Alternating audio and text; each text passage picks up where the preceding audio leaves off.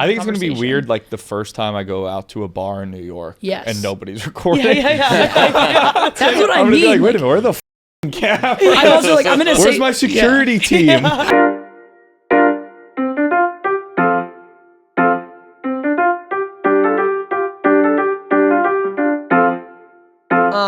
All right, I guess You're the host. I guess I'm the Kevin today. We just literally got back from the shore like 20 minutes ago, and we're all kind of dead right now. Kevin and John are supposed to be in tomorrow, but Oona and Tommy cannot be in tomorrow, and then Dante was here, so I figured the good producer in me said we should do at least 20 minutes. I almost bailed on this, but then Tommy was like, no, it probably is a good idea. But final thoughts on the shore. I'm getting pretty sentimental right now. Honestly, that ride home, like I'm gonna miss it. It was I don't think it's hit me that we're not going back.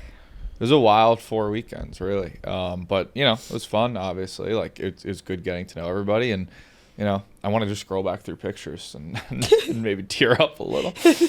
Dante, you say the same, where you could be sentimental? Oh, I'm wicked sad. Oh, really? Oh. Yeah, I was thinking about it last week when we left the house. I was like, man, next week we're gonna leave this place for the final time, and it's gonna be sad. Dinner last night was like the perfect end. That was kind of perfect. sad. Everyone's speeches were so good. I was like, oh yeah, we all work at a media company, so we like kind of know how to talk. I flubbed my speech. Oh, you didn't. No, I mean, I feel the same way, but they were all so good. Seriously. Yeah, that was really. I know. I'm kind of taken aback how sad I am. Tommy's might have been the best.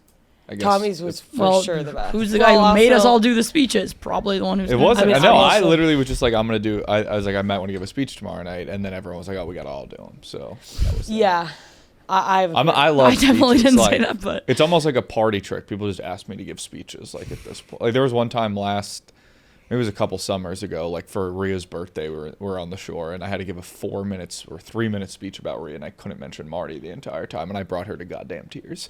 Really? Yeah. Can you, if you end up coming to my birthday party on Friday, can you give me a speech? Let's not push it, but maybe, okay? I actually maybe. don't. I feel like that would kill the vibe. Let's not do that. Yeah. But yeah, I'm a little taken back at how sad I am. That was really fun, especially because first weekend back, I seriously was like, I just need to get through this month. Like I was not having a good time the first weekend. Same. I like almost didn't finish. Like I literally almost didn't do the rest of it. When Dave called me and was like, you cannot do it, I was like, shit, that's kind of a good idea to not do it. But like I'm so glad I did it. I'm very happy that you powered through it. So I knew that you would probably regret it. Tommy, how do you feel? We just came back from Roan.com, and Roan definitely didn't go easy on you.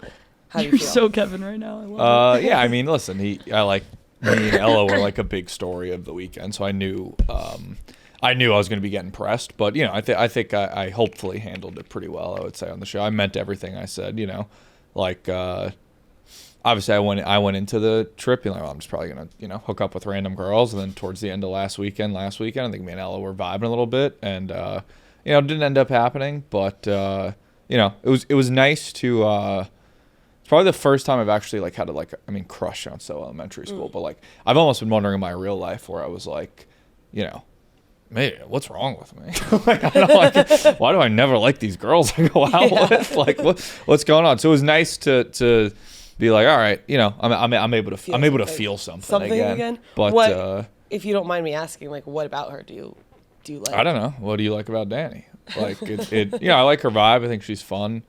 I think we just get along well. I think we're different energies, but have similar values probably. Do you think part of the reason you never like girls you go out with is because you meet them like at the bar and then you hook up, so there's not that much to like? Yeah, because sure. I was saying around also, like I never go home with guys I meet at bars because I don't like them, and I only like hooking up with people I actually like. Yeah. So like it kind of makes I think it makes sense that you don't like. Yeah, I think those when girls. You just spent I forget how it tends to like the number of girls that I've gone on exactly like 2 dates with is almost zero. Like I'll either go on one date with a girl and it's like nope, or it's like all right, I like her, I'll date her for like a few months. Yeah. But I should probably get better at the, feel it out a little bit instead of canceling it immediately. I don't know. I don't think there's anything wrong with that. I think agree. That's normal. Like I know, but I think sometimes you maybe don't get to know a full person in a 2-hour date. So it's like maybe give them another But also after a 2-hour date, if you don't want to go on a second date, I feel like I don't know. I mean, I think that's fine. I think you you like shoot more than other people, you know, like you probably go on way more first dates than I do, which is why you probably have way less second dates. Yeah. I also feel like it sounds sentimental, but I feel like it's like if you know, you know, when you know, you know. Yeah, type for sure. thing. Yeah. I think if you and Ella had more weekends, there'd be a chance. I agree. Because And I feel like there's like that period of like it's so weird what we're thrown into, and like it's inevitable that she's gonna go through like a freak out type like Yeah, what for is sure. this? That, and if you guys didn't have 1,000 strangers tweeting like fucked up shit, Yeah. I think she just got rattled. I would have gotten the Yeah. same way as her. I mean, I feel bad. it's kind of a miracle that you and Danny like made it through the fucking fire. Like, But I It took mean, you I guys don't a even know couple if we did. weekends to like, no, but you know what I mean, right? Well, I was gonna say like I had a full like I mean I cried on KFC radio like I freaked out. I was kind of like I don't know because I couldn't tell for the life of me like what was real and what wasn't, and like because like almost like in front of the cameras that feels fake, and then I'd be like off camera I'd be like, oh wait, no, this is real, I do really like him, and then it would go back and forth, and then it was just like, am I doing this for it's such a mind fuck, but like now I actually am like, oh, I really really like him. Yeah, I don't know how you guys do it, Yeah. honestly. last night, like honestly, like I like you and Danny together so much. I know you don't need to hear another person say that, but like last night I was super emotional in our room, probably because I was like hammered, and like the two of them just wanted to go to fucking sleep. I know they just want to I'm go never to gonna sleep. get to listen to them have sex again. Yeah, no. Oh my God, Jesus Christ! Not I wasn't emotional about Oona's them, but I been mean, the I was champ emotional. about- Wait, I was emotional about like other stuff, like whatever. But Danny and Jackie were literally my parents in the bed over. It was so sweet. Like Danny was being like just as comforting as you. He's- He's I like was- seriously the best. It's so hot when he's comforting. I think it's seriously so Jackie was hot. like, I'm like crying. Jackie's getting wet because of how nice he's Oh, being to no, me. no. But you were a champ. Sorry. Thank you for like letting him No, sleep. I don't. and It was all fine. that the whole time. There was a couple times where I got up in the middle of the night and pinched his nose to get him to stop snoring, and I felt like I was trying to kill Oh someone. my God, what? I saw you standing over while he was Wait, pinching you were his doing nose. that to Danny in the middle of the night? No, it happened. I think it happened. I think I only did it once. I joked about it. I was like, Danny, your snoring's really bad. And to get someone to stop snoring, you just pinch their nose for a second, and then they start breathing through their mouth. Interesting. And so it was like 4 a.m. or something, and he was like, like crazy loud snoring. And I had to pee anyway, so I went to pee, and then I came back in the room for a second, and he was still doing it. And I was at a crossroads, and I was like, all right, really quick. And I did it, and it worked wonders. And I Oh God, fell you're a asleep. champ. Sorry. That was fine. Are you gonna text the girl from the bar?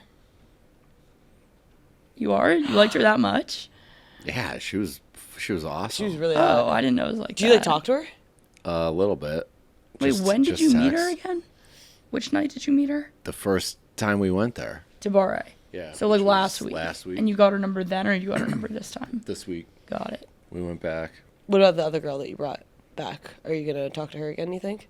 I don't know. I mean, it's What is your dating life normally? Wow, I really feel like. Yeah, I was gonna say you're like Yeah, fresh sorry, in the sorry, age sorry. here. pretty non-existent.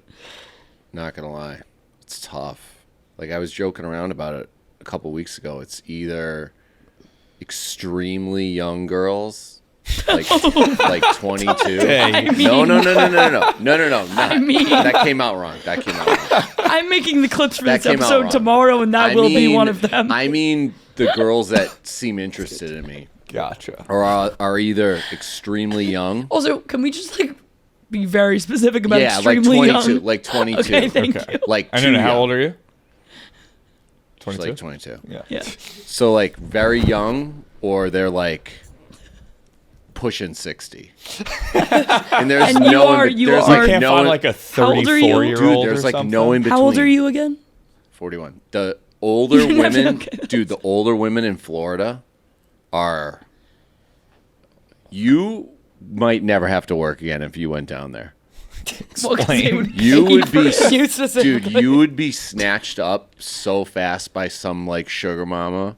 Oh, yeah. I thought you were gonna say it's like a male prostitute. Oh I no, thought you no, were no, no, saying- no. What do they call like? You would never have prison? to No, no, work no. again. It's like No, I'm serious. Like these old divorced, like women that are just trying to light their fire again. They're out everywhere, like That's kinda- I feel drinking kinda in bad for packs, them. and they are like. Yeah, I don't know if that's exactly what I'm looking for, but No, I'm not either. I'm just saying. Didn't you guys say that you like milfs at one point? No, did I make that yeah, up? I never said that. You only have eyes for Ella. That's it. I haven't really dated many like older girls. Usually most girls I date are like around my age. Have you ever dated, like, what's the oldest person you've dated in terms of how many years older than you at the time? A couple of years, probably. Nothing like crazy. Should we go around and say our favorite memories? I don't know. Jesus Christ. Yeah, that's Sure. good. Or any other Should we do recap, Rosebud like, Thorn? I guess, like, Dante, I feel like you were kind of like, not breakout star a little bit. Like, everyone really, you carried us to the end there. But you say that you don't want to do it again. That made me so Even sad. though I when feel you like said everyone, that. like, loved you so much throughout all this. It was just a lot for where I'm at in life. Like I was talking to you guys when the Chicago people left. Like, I gotta get serious about my life here. Like, I'm not 25 anymore. I need to like start a family. I don't want to be like the 60-year-old dad at Little League games and everyone thinks I'm the grandfather. No offense to those dads out there at all. But And you for sure were like, what? yeah. Yeah. Of course. Yeah, How and I much guess was this you feel hindering like if you you? find like a girl or a girlfriend in the next year, you're obviously not going to do this reality show. But if it rolls around and you don't have a girlfriend, it's like, doesn't really what's 4 weeks? Yeah, I mean, maybe. I mean, honestly, it was so fucking fun. Like, I know you guys, I'm preaching to the choir. You guys agreed, but Yeah. It was fun, but it was like, I mean, I feel like we keep saying this and it sounds like crybabies or nothing, but like it was kind of like emotionally draining. oh yeah, Like obviously we signed up for it, but we didn't sign up to like be completely cool with it, or not to like deal with it well, I guess. Yeah. it's true. I said I would do it. I did not say I would handle myself. Yeah, I didn't say I wouldn't have a like, breakdown. Yeah. I also, like, a lot of times, like, last night I cried in the room again. And it's like, I don't even, people are like, why are you sad? It's like, I don't even know why I'm crying. I'm just so tired of, like, everything. Yeah. You know what I mean? It's not like I can't even pinpoint it when I get emotional these days because there's so much going on. Like, so much, not even, like, pressure, but just everything is so overwhelming. I can't even pinpoint why I get upset anymore when I get upset, which is not the best feeling. No, I totally get that. Did you feel that at all? Probably the same question with you. Not, I mean, same but different. Like, second week, somebody sent my mom a clip of me doing funnels, and she was like not happy. She sent me a message and was just like, "What the hell are you doing with your life? Like, grow up, get your shit together." And I was just I like, can imagine that might be a little jarring. dude, I felt like such a piece of shit. And then she sent me because Italian son, she sent me an apology like 2 hours later and was like, "I'm so sorry. I should never have said that. I feel awful." But damage was done. So it was like stuff like that. And like you guys were talking with Roan today about the Annika. Annika is so impressive, by the way. Yeah. She's She so really- emotionally intelligent. She really Yeah. is. It's amazing. Like, and they joke around like, you know, they're not a fit for each other and they would never end up. They're the perfect fit for each No, other. I so disagree really with are. that. You disagree? I don't. I disagree. I don't think. Just because they're cute and get along well and have great chemistry doesn't mean they're No. I mean, perfect. those are major assets. She is exactly what Nicky needs. Like, exactly. Yes, she's what he needs. Yeah. You cannot say the other Yeah. way around, though. Yeah, exactly. Like I think like But I do think that like He'll as much he'll as like evolve. I feel like Nicky Smokes is one of those guys where it's like once you meet him you have a very different, or you spend time with him, you have a very different impression. Like I think Yeah. it's easy Agreed. from the outside or not knowing, but like, well, that guy's a douchebag. But like he is like he's deep down like he means well. he's a And good I guy. didn't mean I disagree as in like, oh, he sucks. I just mean I don't think they're perfect for each other. Like, I think he's a great guy. I didn't mean that I literally didn't mean that as a diss to him. I just think, I don't know. I think, like he was saying on Road himself, like he's much more affectionate and like clingy than she is. And I think, I don't know, I think it's rare also. Just I was thinking about it. I feel like it's really rare that the guy is the one that's like that in the relationship, which is interesting. But like, side note, I think he's a great guy. I just see how frustrated she can get with him so easily. And like, it just seems like that could not be sustainable. It seems like they'd both be unhappy eventually. I said this on Fishbowl, but like I think that they almost like, or one thing that helps like me get over guys is sometimes like looking at the relationship and being like, oh, I appreciate that relationship. Like, I acknowledge that it's a relationship, just not a romantic one. Like, they both are like great friends. They like came up with each other. They like basically had a reality show built around them. Like, the relationship they're forever going to be like tied and linked to each other. And they have a great relationship. It's just not a romantic one. And I think they'll always like have love for each other, but not enough they'll end up back in love. Yeah. And I think it's just like hard. I totally disagree. You think they're gonna end? I mean, you're the wise. I think wise man. he will get his shit together eventually. I don't know how long it's gonna take. I just hope he doesn't figure out the hard way how good of a girl he has, because I don't want him to screw up again and her to throw up her hands and say peace out and then go find another guy who does appreciate her. I think if they're gonna end up together though, like they're gonna be with someone else first, because you know what I mean? I don't if they ever get back together, I don't think it's gonna be like in the next year or like 3 years. Like, I think if they end up back together, like, it's going to be because she is with someone else or he's with someone else, and they realize it's like, oh no, that was like special. I don't know. I feel like he's like realizes he has gotten a second chance and he doesn't want to screw it up. I don't think he thinks he has. I don't think so either. I think that because Annika was being like, we're not going to get back together after this. That's unfortunately one where it's like kind of like what you're saying. Like, the only way to get over that relationship for both of them is just to find someone new. Yeah. And I think they're going to keep going back. They'll definitely like end up with a new boyfriend and girlfriend and then cheat on the new ones with each other. Yeah. Like, they'll have one of those toxic nights where like they end up seeing each other again. Horrible prescription. No. I don't think Annika. Sucks. I feel like Annika's like. I don't think she's a cheater. No, I don't think either of them. Like, I actually don't think either of them are cheaters. But I think that they will have those on again, off again, like where they're like, all right, well, maybe we just broke up with your boyfriend. I just broke up with my boyfriend. I do wonder a little bit, like, has Nicky had a girlfriend? Oh yeah, he had like a long-term girlfriend, right? I was just wondering, like, if he's like that in every relationship he's in, because he's so obsessed with her and they're not even together, and he's so obsessed with her, talks about how he wishes he could be with her, and I just wonder if he's like that, you know, with every girl he meets. Yeah, I would be curious. I don't know. I can't tell. NFL fans, we made it. It's week 1. Football is back. Our long national nightmare of no football has come to an end. And right now you can play for free the Grow the Bag game at the DraftKings Pick 6 app. So it's an official partner of the NFL. It's different from just the DraftKings app. You download the Pick 6 app and you create a bag builder. Here's how it works. Download the Pick 6 app, like I said. It's the easiest way to play fantasy in the DraftKings world. Use code KFC.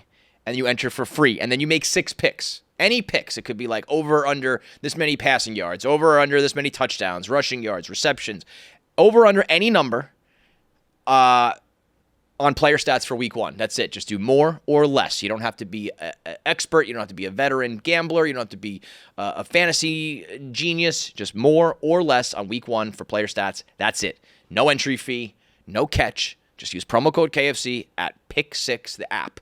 And if you want a bigger shot, if you share the link to other people, the more people who sign up, the more money added to the pot. So refer it, get them in, the money grows, and you can build your bag even bigger. So as the players go up, so do the prize. And if you hit all 6 of your picks, you'll split $1 million amongst anybody else who hits on all 6. So make 6 correct bets. You could split in a minimum prize of $1 million, and who knows? The sky's the limit if people sign up. So download the Pick 6 app, use promo code KFC, make 6 bets, refer it to your friends, watch your bag grow.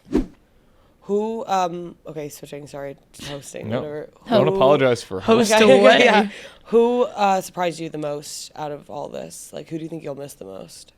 Those are 2 very different. Yeah, okay. I guess answer. I mean, I think honestly, like, Dante has been one of the biggest surprise. I'm not just saying this because you're next to me. Like, going into, like, I didn't, I knew, obviously we knew each other kind of, but like, I didn't really know you that well. I was like, oh yeah, Dante, he's like Blackout tour, like he owns bars, like funny. He's got a lot of online conspiracy theories, but you're a good hang. Like, you're just fun to be around. Yeah. And like, it sucks that we're split up New York, Chicago. Cause like, I would love if like, the 10 of, like, obviously we're not, like, we can't do reality show every weekend, but if the 10 of us were able to just hang out more consistently, I think that'd be a lot of fun. Yeah. Just like go out every once in a while. Yeah. And I think if we got so like close, like I think we all got pretty close with cameras around. Like if the 10 of us did hang out without cameras around, like I think we would get that much closer. Like it would be crazy. Like I don't know, because I think as close as we got with the cameras, if they weren't there, we probably would have gotten even a million times closer. So yeah, it was like a special group of people, I think. I agree. I dealt with like especially with the cameras, like even like with Danny, for example, like it was weird because he would be in his room and I would be like, oh, like I would want to go like talk and hang out. But then I know that Katie Stats is there on the couch, so then Katie Stats has to come and record that conversation. So then it's like, it makes it just, so then I have to be like, I don't feel like having that whole thing go down. So like, I do think like with the cameras, we can't like Yeah, you and casually Danny spend can now time. just have a normal conversation. obviously not saying you're in a relationship yet, but normal dating, whatever. That's what I was saying about all three of your, like, this is such a fucked up, like, situation where you guys are like seriously. trying to get to know each other and develop a relationship, and you literally have a third person listening on everything and then broadcasting it out to all these strangers to critique. I mean, think about that. That is like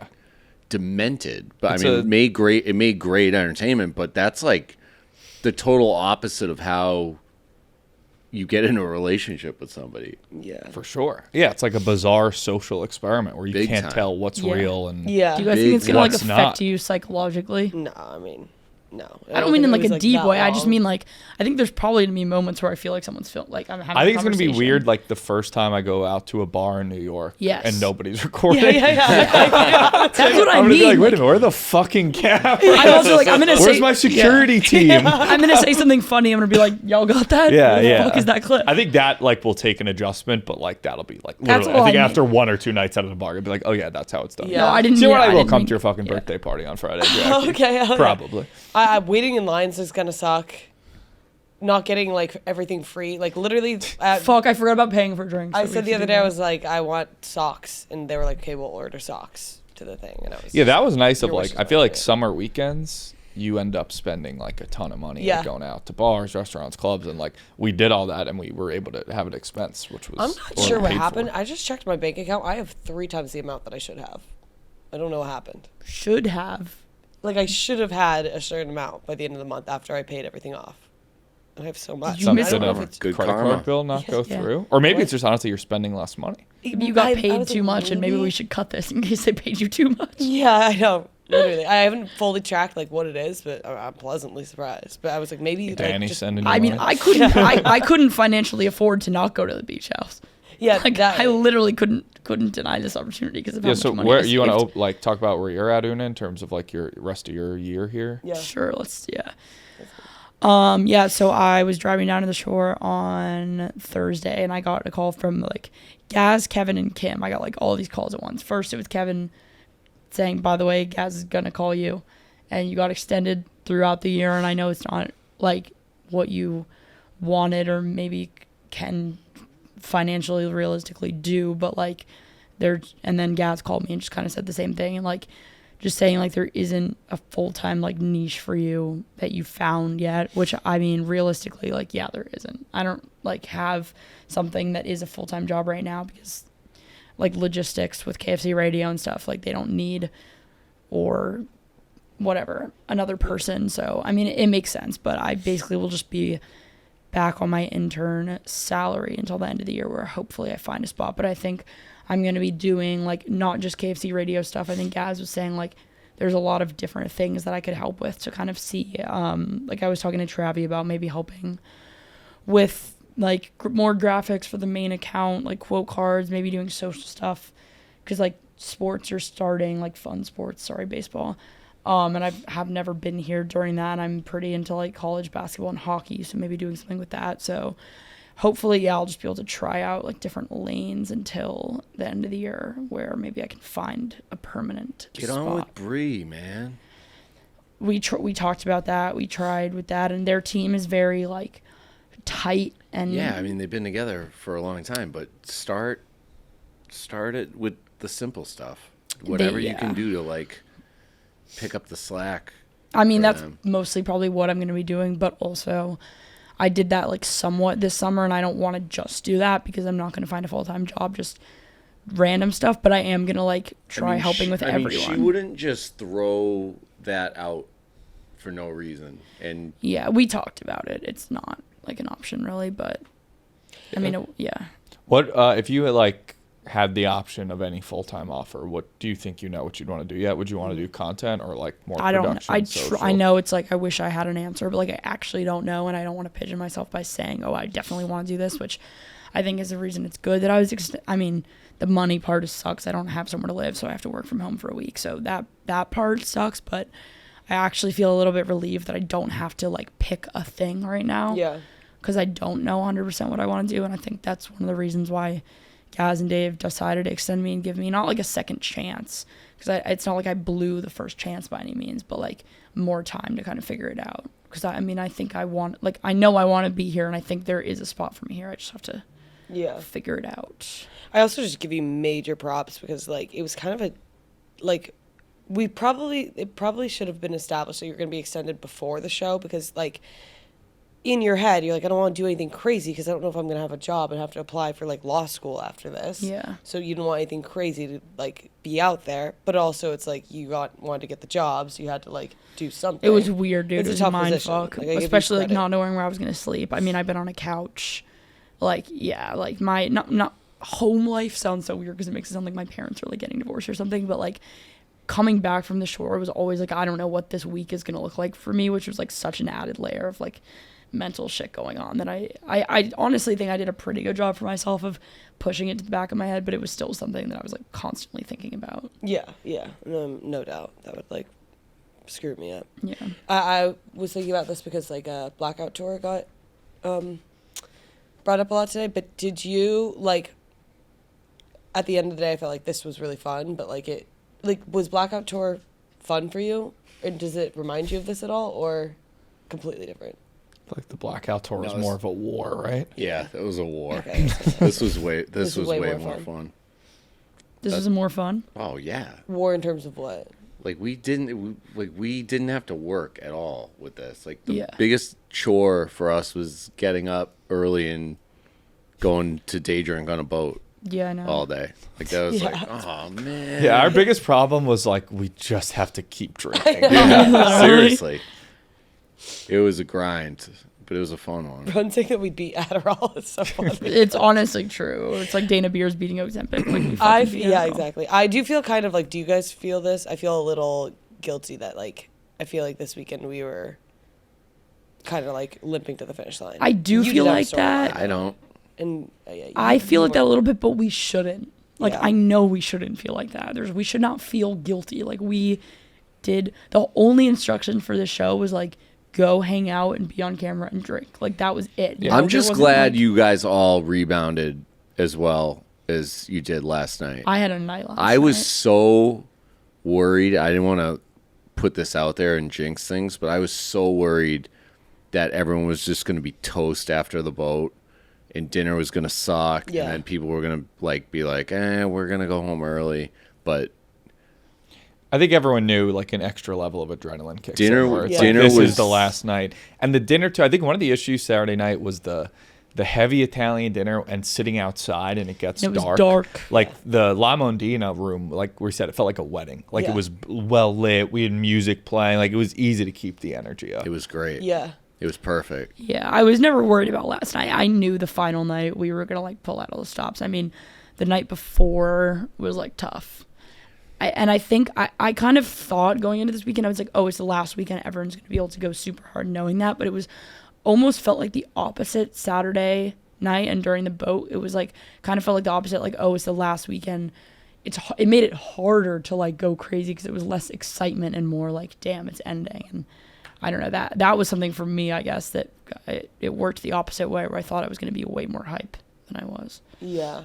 Wait, where did you get that cowboy hats, by the way? Oh, I have mine Oh, somewhere. We right? should have worn ours. Dude, we got the weirdest Uber driver ever. Oh, you didn't buy those? Back from Bahrain. Yeah, he sold them. He just turns around and hands us an iPad, and he's like, if you guys feel like shopping on the drive, feel free. And we're like, what? I thought He you starts ordered scrolling. those. He has all these cowboy hats listed on it. And I was like, It was just cowboy hats. yeah. And I was like, did you see the Uber? It was all decked out Yeah, with I like saw a picture American of it. flag, like Yeah. Trump stuff. And Ew. I was so confused because I was like, why would I order cowboy hats from some guy? That's pretty an financial. Uber. It's pretty smart. And he was like, yeah, just when we stop, just let me know what you're interested in. I'll grab them out of the trunk. And Devlin's like, wait, they're in your trunk? And he's like, yeah. He's like, everything you see right there. So then I was like, all right, now I have to buy them. It's honestly, if there's one thing a drunk, like I feel like obviously you're an Uber on the Jersey Shore, you're picking up a lot of drunk people, and drunk people love buying cowboy hats. Cowboy hats. Such a good point. I Oh, mean, yeah. you got home with them, and I like was bartering with fucking Chuck for the one I wanted. I had like a fight, like a legit fight for the one I wanted. It was awesome, and then I got it. They were great. They were great. You should know right. Cowboy hats might be the number one Drunk purchase. drunk purchase. Yeah. Hats of any kind. Like when you're drunk and there's something new, Yeah. you get to dawn on your head. It's awesome. Yeah. Interesting. I want to go back to Jackie's question about who surprised Oh yeah, sorry. everybody the most. Who would be your answer? I would, not to keep glazing, I would probably say you. You can't, I glazed already. Pick someone Same. else. I would have also. Well, I also said want you. to add on, you like are a really like behind closed doors nice person. Not behind closed doors, but like kind, Thank- like Thank you. Seriously, like very, very, very nice. all, you. all like you make sure that everybody's, not to take away from America's Sweetheart doing stuff, but you made sure like we all had our luggage and all that. There was just certain things like that you did that I was like, damn. And of course, It's very America's clear that Sweetheart. you're like, an adult. In Yeah. a good way. Yeah. But And not you were, just like, an Yeah. adult. I It's would like say. raised well. A man. You were raised Yeah. well. Yeah. Not just, but there's plenty of adults. Like I was speaking, like I know you were like texting Kevin, like trying to help me with the job thing, with like which like meant so much. Like not everyone was doing that for me, and you like seriously cared. You were checking in on me all week after our stupid like fight, which was like so dumb. But Forgot you were like about checking on me. Yeah. I was definitely amazed at how like I knew nothing about you going into it. I knew you like owned a bar or whatever, a couple bars or club. But I was obviously like surprised how funny. It's a fucking glaze thing we're Yeah, doing we're- again. How funny you were, but like seriously, how like genuine of a person you were. I was like amazed. Yeah. So Oh, thanks. Whatever. That's It's funny you said I was raised well. That's like the best compliment ever, by the way. But I thought the same about, and I almost said this for my speech last night, but I didn't want it to turn into like a 30-minute thing. But I realized really quickly how just good people everybody in that house was. Like there was nobody there that I was like, I don't think I would like this person if I ran into them or was around them outside of like something that we all got thrown in together Yeah. for work. Like every single agree. person there was like just Social people, producers. yeah, Yeah. exactly. I mean everybody, not just the cast, but especially the cast. And I think if I had to answer that question, I would say Ella, because not for the reasons like everyone would think, but I got to know her over this past month, and my opinion of her, or what I thought she was like at the beginning to now, like could not be more different. Like first week I was just like, this girl is fucking nuts. Like Yeah. she is just party animal. Like I need to like stay on her good side because she will tear my face off if I get on her bad side.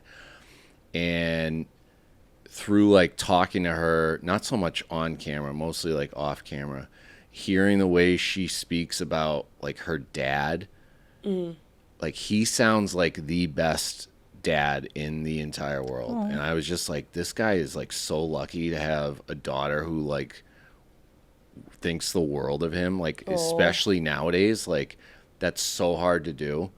And she's just so proud of her dad, and like they have such a good relationship. And I was just like, that is a sign of like a really good girl. And Yeah. like it's I Also, no I'm she's definitely. I think I'm gonna say on the recap show last week. Like she's definitely different.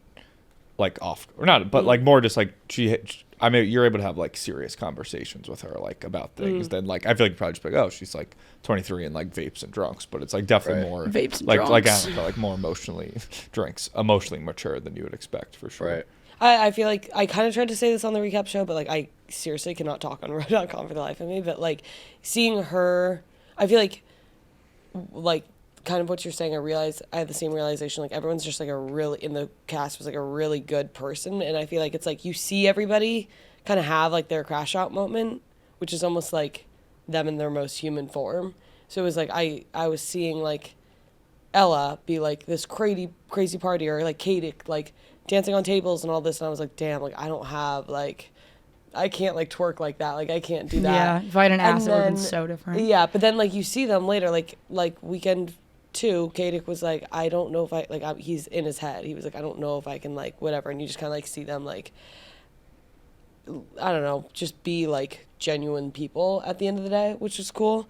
And like even Brie, like she had said after weekend 1 she was in her head, and I was like, oh, I didn't know that Brie like gets in her head like that. Yeah, I think it almost makes people more likable and relatable when you see them like show some vulnerability of like, oh, they're able to be real as well. Yeah. Which I think everybody kind of on the cast was. Yeah. Yeah, that is rare that you can find. I mean, obviously it's social people producers too, but like 10 people that are like actually good people and get along with, like, especially not that there's a bunch of bad people at Barstool, but everyone has such intense personalities here. Like it's literally the name of the game that like it kind of seems like we would have been bound to have a couple people that like really didn't like each other. Yeah. And, like that like wasn't true at all. Yeah. No one didn't like each other. I struggled with a lot, just I feel like everyone waking up hungover, and I always am like, is everyone mad at me? Like, are people mad at me? So, like, everyone wakes up hungover, and they're just kind of, like, trying to mind their own business and not talking, and then I would just go, oh, my God, like, what did I do? What did I say? Everyone hates me. Why does everyone hate me? Having to, like, talk myself off the ledge every morning is not something that I'm going to miss. Yeah. But then you realize, like, towards the end, I was just like, all right, it's not. Is anyone thinking about doing, like, a little cleanse, like a sober October or something? Oh my God, yes. I think I might. So I've never. So we got the mascots tour, episode 3 tonight. I'm sure they mentioned it, but so like I feel like I might want to drink that. I'm doing stand up for the first time shows, but I think October I might do a true sober October, and I've never done it because I've always felt like, well, I could control. You know what I mean? Like it's like, well, I like to drink a little bit, but like I do think a body reset would go a long way. I think I'm gonna try not drink for September, but we'll see there. You got your birthday. So You have a birthday I know, party but I on almost Friday. Feel like, I almost feel like now it's like, oh, I could be sober for anything. Like if I can like, you know, like it's birthday's almost easier because like I know everybody there. I just talk. It's to almost going to everybody. be like we've partied so much that like being sober is going to be like our new self. Yeah. Like treat myself. Or whatever. Yeah, like, oh wow, I'm going out sober tonight. I wonder what I'll do. Not that we even. Yeah, exactly. Yeah. I'm gonna get fucking crazy. That's another thing is like having to black out, not be able to black out in peace, and black out and then have people show you clips back of yourself being blackout. Dude. How many times did you like truly black out on the month? I definitely like because I think like anxiety wise, I probably overdid it. I don't know, 3 times, wow. 4 times. I didn't black out at all. Oh, good for fucking you. I mean, I've for literally you. only Congrats. blacked out Good like for you, once man. in my entire life. Are you just a tank, or you just like never really keep drinking when you get to that point?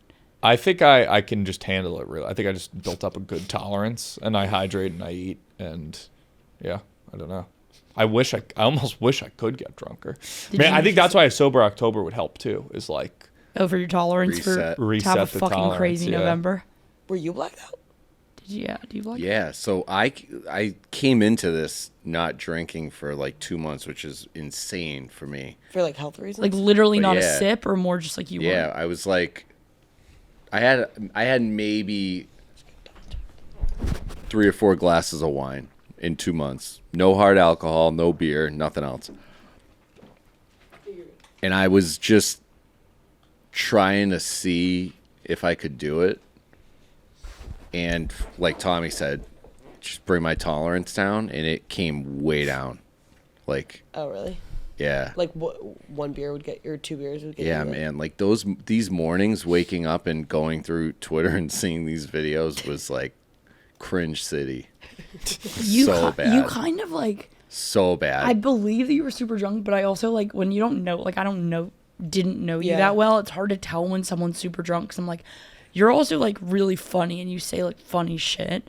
So it's like I can't even tell sometimes how drunk someone is when I don't know them that well because I'm like, I don't know. Dante like did this morning like say he didn't know a door was there that we've used 400 times. He didn't know that downstairs basement door was there. I never saw it. My favorite was the other day. You go, we were like upstairs, and you were like, Chuck, like, what do you say? You're like, I paid a tab last night because somebody wanted to cheap out and didn't want to pay the tab.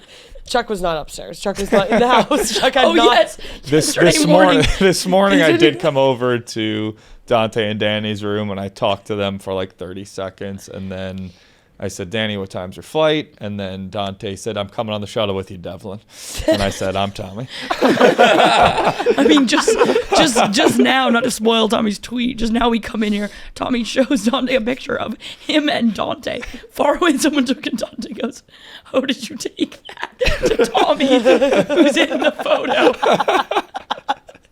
Phoenix is the first drink that gives me everything that I need in one can. This is not your typical energy drink because it gives you energy, but it also gives you immunity. It gives you all sorts of vitamins, all of your daily value, and also it just gives you a tasty drink to consume that if you don't want a hot coffee, if you don't want sodas, you want to go with the energy, immunity, and vitamins, you go with Phoenix. Everything you need in one can, 100% of your daily value of 8 essential vitamins. And so whether you're looking to just get through the workday, whether you're looking to crush a workout, get through that brutal 3 p.m. stretch, whatever it may be, Phoenix does it all for you with no jitters, no crash, and just sustained performance. This right here is the wild berry. It's very tasty. They got several flavors. All of them are delicious. And they give you everything you need. They're built for people who are on the go, who want to do more, do it better, bigger, stronger, and be relentless. If you have that mindset, Phoenix is for you. So right now, you can get yours. Get Phoenix for your hustle at drinkphoenix.com. You can go to drinkphoenix.com and follow along Phoenix on social media at drink_PHX and complete your hustle, complete your day with Phoenix. That's drinkphoenix.com. Can I ask, like, My brain is fried. where do you get these things that you say? Like, what, like... My brain is just fried. I mean, seriously, you come up with things that I didn't even know were options to say. Like, I can't even... You are like one of those people. I feel like Mincy is, not that I'm putting you in the same category as Mincy, but like there's some people where it's like you're like you say things that like script writers can't even. Yeah, exactly. That's what I mean. Like, it's like, how'd you think of that? You walking down like past the girl and be like, "Where's this girl?" and just walking right by her. Like you put the script writers of The Office in the studio for a month. They're not coming up with something that good. I mean, we're sitting on the porch. You're like, well, no one's recording, so when someone's been filming you for 20 minutes, it's like. Did you finally end up realizing it was a reality show and we were being recorded? Yeah. Well, that was what was so crazy about the Chuck thing is you go, Danny goes, okay, so Chuck's like not even in the house right now. You go, his cameras are here. He's gonna you go, see well, this. someone's always recording. He'll see it. It'll get back to him. You're in the bedroom, notoriously no cameras there. And then we were like, there's no cameras on you right now. And you're like, we're on a reality show. Yeah. Why is now the one time that you chose to think that you're on a reality You went show? way too far the other way. They were like, you're like, he'll hear it. We're bugged. I could tell Dev was just always like in my face with camera The like this. people So you Everybody was. I could tell The with her. way No, you dude, pick people to Katie, single out is so funny. Katie was like that instance you just brought up when we were on the back porch. And I didn't think that anyone was filming. She was like this. Like, Yeah. So Sit that's down. almost worse then for you. yeah, because they kind of let my guard down and just let everything fly. Like, I know. We were talking Epstein. There's such like Yeah. a level of disrespect, or not disrespect, of like cutthroatness when you are like talking and you look at the person and then you look down and you see that they're like filming and recording. You're just like, oh. Yeah. It's also like when you're in a room with like, say you're in a room with 4 people and you're talking, you kind of feel like you're speaking to all of those other people, but then you realize one person is not in the conversation. They're just like, Yeah. and I'm like, oh wait, I just like said something and it's Yeah. not to. It's super weird feeling knowing. it's so weird. Yeah. Like, I didn't even think about that, but you're right. Like, going out to a bar now is going to be like, Yeah. It's going to be so freeing. Yeah. I mean, I might do something crazy. Or like, what if it's what if it's like not? It doesn't feel worth it anymore to like go out and have fun if it's not being filmed. Damn, It's true. That would suck. Dude. I'm gonna just start live streaming my entire life. Yeah. And Make that's it how the Truman streaming. Show. That's how Twitch streamers began, I guess. Yeah. I was thinking today, like, I'm probably never gonna get to rip it up with Kadik again in a bar. And I feel like that that's made me I don't- sad. certainly not Not true. true You guys at all. live That in made me Chicago sad. together. You own bars. He Yeah. goes to bars. I know. I feel like you guys will He's rip it like- up by like 2 He's weeks like from now. never gonna be around because of this like football show. He's gonna become so big. He's Like not I gonna just feel forget like his roots, I feel bro. like we got the last of like normal Kadik this month. Yeah, he's. You could tell he's a down to earth guy, Yeah, no matter like yeah. how much success he ends up having. Yeah, I think Yeah. part of him probably doesn't even like fully register how. Like he's like, I'm just me. Yeah, He's he like has a no good. clue. He has no clue. Yeah. He's That's gonna, why it works. He's gonna be a megastar. Yeah. I don't even have a gauge of like the show success. It's so hard. I know it's like, oh, 1 billion impressions, as many impressions on all these platforms, but like it's so hard to gauge. I know like the mascots thing is similar for you, maybe, where it's like I don't really know if this is like Yeah, I mean, at least good or with not. mascots, you could have like YouTube numbers, whereas like I feel like like social impressions or I don't really know So what that inflated, means. But like, so, I like, think going yeah. into it, that was one of my concerns. Is I was like, I don't know if this will be a success, just because I don't know how we'll know if it's a Right. I success, still don't right? know. But I think it was a success. I think it was a pretty clear after the success. first weekend. Like, if you know, you know. Like, Yeah. And people will have their Yeah. complaints and whatnot, but I mean, we got 210,000 TikTok followers, 120 on Instagram, like 100 on Twitter, and that's with Instagram and TikTok consistently banning us and pausing us. Like, imagine if that didn't happen, how much higher it would have been. Yeah.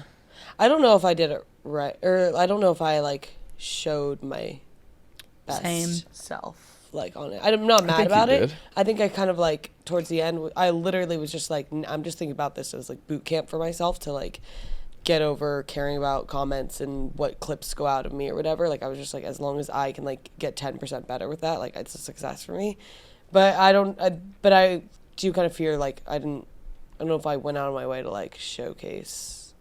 you I can't don't know. really go out of I your mean, way you to had the showcase clip yourself. of the show when, like, Danny gets the Blackout. public Yeah. summons. And you have, like, that to me is Yeah. perfect Jackie. Like, if you had Yes. to describe Jackie to someone, you would Yes. show them that clip. My personal favorite video of the entire show. Yeah. I also love when you just take photos and we go, what is that for? And then you just Personal use. Took Yeah. one of all the girls Oh, that last was night. so funny when you're like, oh no, I'm not gonna post it. Are I'm you just going to send keep any it. of those to Yeah, us? can you Put send them in the, like, them? yeah. Okay, cool. Oh, I'm gonna put up. We got a folder. I'm gonna put up a little. little carousel. You Is can anybody else a little Post. stressed out about their Instagram posts, like recapping? I got to figure out the little right things in the comments. I'm gonna throw up my speech, I think, on Insta, and then maybe some photos like next weekend. Oh wow, so you're like planning. Yeah. That's a good idea.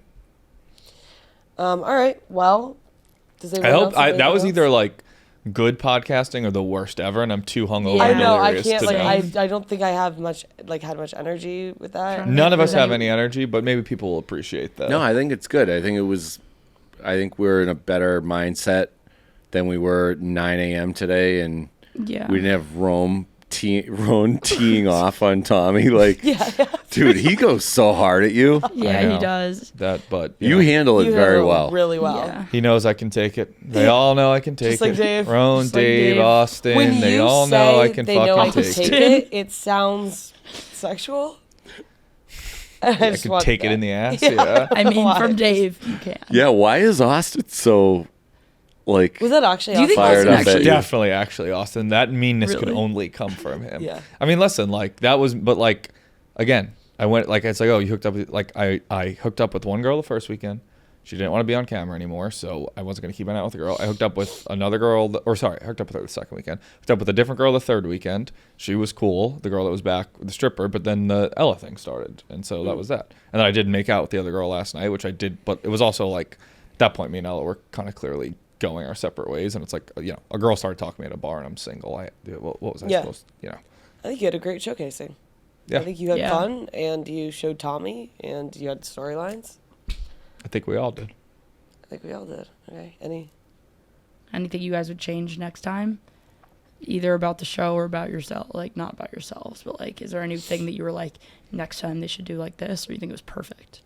I think it was pretty perfect as is. I really do. I think it's going to be hard to, whether it's 10 of us, the same 10 of us doing the same show or a different show, or whether it's a recasting and reshuffling, I think it'll always be hard to capture the magic of totally this. I agree. agree. Yeah, I agree. I don't know how they're going to duplicate this. Yeah. I mean, the I think- 10 people was so perfect. Yeah, I think it'd be like, but if we did it again, like I feel like everyone had a little bit of shell shock at certain times. So I feel like now we know what we're getting ourselves into. At least like I would, if I could do this again, like I feel like I'd be like, all right, stop being so worried about everything. Yeah. and Right. anxious. But then that's when it's like, well, then is it better to get new people in the mix because they'll have that shell shock and there's Yeah. new relationships where it's like, oh, what's going to happen between these two people we haven't seen before? But then on the other hand, it's like you think about Jersey Shore, Summer House, those Yeah, shows worked cadence because with each all the other. audience got to know the cast. The cast would stay more or less the same, and so you got to know everybody and you I became d- invested yeah. in them as like people. I So do don't know, it's tough. wonder if like we actually got lucky with like a perfect 10 people, or if they did a whole new 10 people, it would be the same like magic or whatever.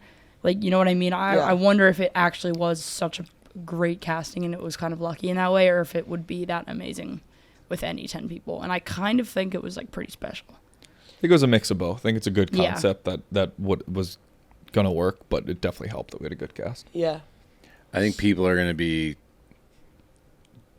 like dying next weekend when there's no clips firing out Yeah, but they'll have football. of everything. Yeah, true. That's Yeah. a good point. I mean, what am I going to do? It's going to be Thursday. I'm going to be like, what? So I have 4 days to myself? Yeah, it's going to be The weird. hell? Yeah. Yeah, damn. All right, thank you guys very much for doing this. This Yeah, was nice. thank Rather you. than to like cut out time, and even though we're all dead. Sorry. Dante, enjoy hopefully it was, Oasis. Like, Cannot oh yeah. Enjoy wait. Oasis. You, the dog, and Fox. Baby. I'm drinking tonight, and then I'm not drinking You're for drinking tonight? weeks Tank. after this. Yeah, you're seriously tank. That's crazy. I have a feeling that you're gonna be in the office tomorrow too, right? Yeah, I'm Kevin texted me. I'm doing show with them in the morning. Yeah, I was gonna say. So- You're going to here. be like a Yeah. celeb. Yeah, this is your show today. People are going to be flagging you down for their shows left and right. Are you I'll be here prepared? tomorrow. Yeah. cool, All right. cool. Thank you. Thank you guys. Bye. Thanks. It's another edition of KFC Radio on the Barstool Sports Network. Feidelberg out. He's in Austin promoting Les Mascots. Unk is in. Dante's in. Jackie's here. It is the Barstool Beach House finale wrap-up. And before we even just dive into whatever you guys want to talk about, like just seeing that Manasquan shirt, it's so funny to me, man, because like that was where I hung out. That's where I rented houses. Those are like the bars that I went to. And I just, You're lucky, man. oh, it's awesome. It's so It's the nice. best kept secret like in America. Seriously. And I just never thought there was going to be a world where I would never think I would see Dante wearing a Manasquan shirt, or like you guys Kinda being like, decked out. You got the Donovan's hat too. yeah, I mean, you guys got all the swag. It is the best kept secret in America.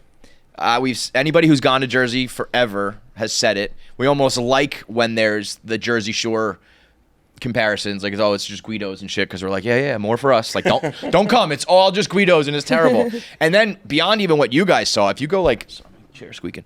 If you go one town over, did you guys go to Spring Lake at all? Probably not. There's really no reason you would have gone we there. drove through everything. They call it the Irish Riviera. It's like gorgeous. Really? Like, Oh, is that where all the nice houses are? yeah. Okay. Yeah. Well, yeah. I mean, there are Cool. that place is tons of nice houses. The beach is like private, and it's like they don't allow food and drinks, and it's only families. It's like white sand. It's, so if you wanna, when you get older and you wanna like do the Jersey Shore but not be partying and shit, you can go there. It is unbelievable. It was cool seeing. I'd been to the Jersey Shore. I hadn't been to that part. Do you know where you So went? I kind of like Like Ocean, Seaside? like Ocean Okay. City, Stone Harbor. That's like, is Stone Harbor's south? Yeah. So there's like the Philly Jersey It was all Shore the and the Philly- New York Jersey Shore. Yeah, Yeah, it You know was what I like mean? Yeah. the Philly Jersey Shore. Yeah, I had yeah. always gone to. Trash. And no, even No, that. I is- know. Even that It's is funny. nice. I say that about, but it's the same thing that people say about the Jersey. Yeah. The northern Jersey. It's like, But so I was still really blown away by that whole area, Manasquan, Brielle. yep. I mean, it's beautiful. Mm-hmm. Not just the houses, but the beaches, the sand. Yep. The water was great, and they do such a good job of keeping everything nice. Yep. And it was cool seeing the people who had no idea what to expect, like the Midwestern Yeah. people, and then like Nicky from Florida, and they were all just like, holy blown shit, away. this place is I know, so it's nice. so awesome, and it's like close. You know what I mean? Like you can still, it's like a headache with some traffic every now and then. But when you consider that, like most people have to like hop on a plane and like take a vacation to go to a place like that, and for people in New York and I guess Philly, you can just drive like what? Were you saying that? I just was pointing down. Okay, Like, okay, got Dude, it. and the it's- food. The food food that was we ate so all month. Really? That's one thing that I actually don't know because when I was there, we were just like animals and like, you know, I know Bro, like the pizza feel- places, you know. I feel like I felt at the end of the Blackout tour, like I just have I'm fat, I'm like soft. How would you compare the two? I mean, this is obviously 1 month compared to 4 years, But like this the was- peak partying of Beach House versus peak yeah, partying it was, of it was up. was it close? This is Wow, I thought you were crazy gonna be like because nothing touches the Blackout tour. Because we couldn't. I mean, we got after it every night, almost by like choice. Like, fuck, we have to go out and dance like idiots for 3 hours. We can't do this sober. Yeah. So we would like force ourselves to drinks. This show, we were literally like Tommy, Jackie, and Oona and I were joking about it yesterday. It was like roll out of bed, like, all right, guys, Grab a beer. Here you go. Yeah. Get after it. Yeah. It's like, oh. Was production like, you know, drinks ready for you and like No, but it was everything was just so jam packed. Yeah. It was like boat day, and dude, that was the other thing. Like we went to this cove Yeah. or something. yeah, some of the spots you guys were in, I was like, So- what Dude, is this? This so looks like sick. yeah, like yeah, what like that was the beach day. You stopped somewhere, right? Because I saw you guys like kind of docking with other people. I was like, what is this? You guys were doing shit I've never I seen. didn't ever know about that. It was like a like a tailgate, like block Right. party, but Yeah, like all the in boats, a cove. right? That's cool. dude, had to be 1,000 boats tied up in this cove that like went So all these sick. different ways, and they had such good setups. They were like legit. It felt like it was a football game. There were people Yeah. like grilling on the sand. Yeah. There was like water slides set up. People were chucking football like down the row. Yep. There was a pizza boat floating around slinging pizzas with the hottest chick ever, like doing headstands on That's it. great. Oh, it was the best. I'm so happy. I'm so happy with this show. I think I mean Tommy's not here, but I think Tommy like had a great time, like did a great job with it. You know, like I'm looking at it from the point of view of like everybody's stock, if you will. You know, and I feel like Oona was like trying to get a job, and like her throwing herself out on that show was good for her. Yeah. Tommy managed himself, I think, like perfectly. And then I would honestly say, I mean, I was about to say like you guys, I think are like the top two stocks in my mind, but then there's K-Dick and Ella. Like everybody Yeah, no. kind of crushed it. But I would say Uncle Dante is coming out looking like, coming out smelling like roses, dude. I feel like your stock went through the roof. Yeah, just like a little 10 years too late. But It's never too late. Yo, you say that, and I get what you mean, but I often like remind myself of this because I'm just always like comparing myself and trying to get bigger and show like thinking about other people's careers, and like I look at some of the comics that we roll with, they didn't get like popping until they were like 50. yeah, Like late in life, like Burt Kreischer like blew the fuck up like 40s into 50s, and now he's like $100 million man. And I'm always thinking, they're just in my circle, so I compare myself, and I'm like, oh my god, it's like 20 years before I would even hit that level. So I mean, I guess I'm getting up there myself, but it's like it's never too late, bro. I would watch a live stream of you just going, like, I'm not kidding. I would watch whatever is put out, just any kind of live stream of you. Like, you are the funniest person, hands down. me and Danny are gonna try to do something. I was gonna say, so do you guys have plans? All of you should. I mean, all of you. I really feel like now is the time. I think I said leading up to it, making content, doing it. You did great, and now's the time to like run with the I'm baton. all ears, man, and our company is obviously the best at figuring out lanes and avenues that work. I am clueless when it comes to that, so I sent out some texts yesterday like, hey, I'd love to pick your brain. Of course, Yeah. Gaz doesn't respond. I was gonna say I think Barstool is very good at like monetizing and Barstool is great at taking you from like 80 to 100. Yeah. But that first 80 is you gotta just get out there and do it. Yeah, I don't think I'm looking for like someone to hold my hand. I'm just looking for someone that like knows this game. Like I know fucking nothing about social media and content You know more than you creation think, and all though. that. You know more than you think. Not like on the level that people in this company is. Dude, being around the production people for a month like we were, it is Seeing crazy the machine, how good these people are. Like Yeah, they're on top of their shit. not just in like knowing what to do, how to do it, but also the work ethic. I mean, they do not sleep. They are fucking in your face every second, recording every second. Like, Rowan made a joke about it. If I had to record people playing Beirut, I would blow my brains out. Dude, I couldn't do it for a million reasons.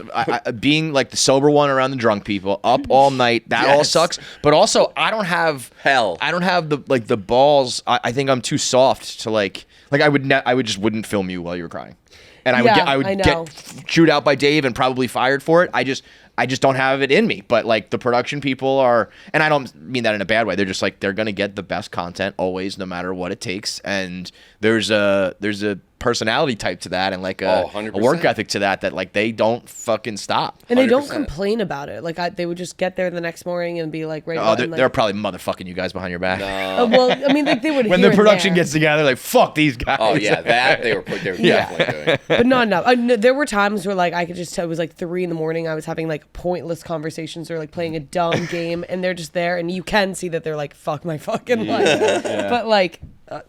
They just still did it every single day. They'd be back in the morning. What did you expect going in? Like, did you? Dude. I mean, it is hard to like power rank it because everyone kind of did their own thing. Where it's like, if you wanted like a party animal, it was Kata Canella. If you wanted humor and shit, it was Tommy. You know, all these different things. But I didn't know like what to expect from you, good, bad, or otherwise. And I don't know. I don't think I saw you coming out of this the way you are, where it's like. Unk is a hit, you know? Did you have expectations? Yeah, I mean, I went in, like, I just really don't want to humiliate myself. Yeah, I bet that's a lot of people.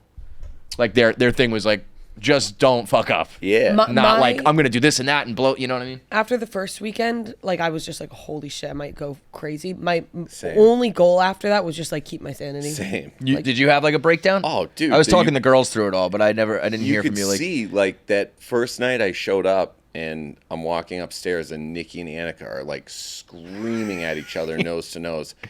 And I was just like, what did I get myself into? Like, oh my God. You were a great voice of reason, by the way. I have to be here for a month with this. Like, there's no way I'm going to come out without, like, PTSD or something. Yeah.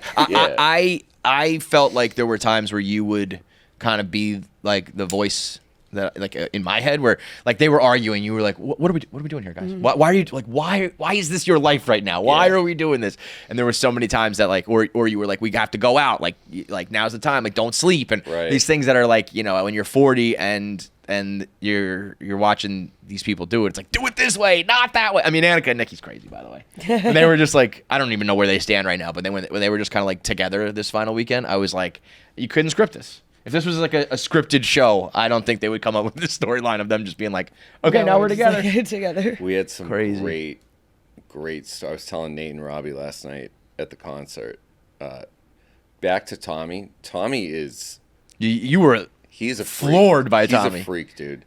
I knew Tommy going into this, but I had no clue about the real Tommy. Yeah. He is... First off, might be the most talented person I've ever met in my life. I've been saying it for years, man. He is so fucking funny. Freakishly, like, hilarious. And really good about, like, he doesn't care about the cameras. He doesn't get camera shy. He doesn't get embarrassed. Like, he just goes. He can say the most ridiculous thing in the world and keep a perfectly straight face. Like, yeah. You know what he told us the other day? He said that he invented the phrase, paint like Picasso. It's like when someone's like, oh, it's like watching Picasso paint. He's like, I invented that. And we were like, and he's like, no, I invented that. And we start to like Google it and shit. He's like, no, I really think I did. And then, and I actually think he was serious, but then I thought about it afterwards. Like, did we just like play into Tommy's bit that whole time? Yeah. Or does he actually, I don't know. Can't tell, it's like dude. Inception. I told him he needs a little top to spin to find out whether he's in this world or that world. Yes, you cannot tell anything. Not just that, but then he like stands up and gives this speech. Like he memorized it for a month, which he might have, to be honest. Dude, he might, knowing him. He dropped this speech on the last night that was so fucking good that I was just like, dude. And then we're on the boat, and he's rapping these songs, not just like, you know, like no, he's performing, Yeah. performing, beginning to end, like every word.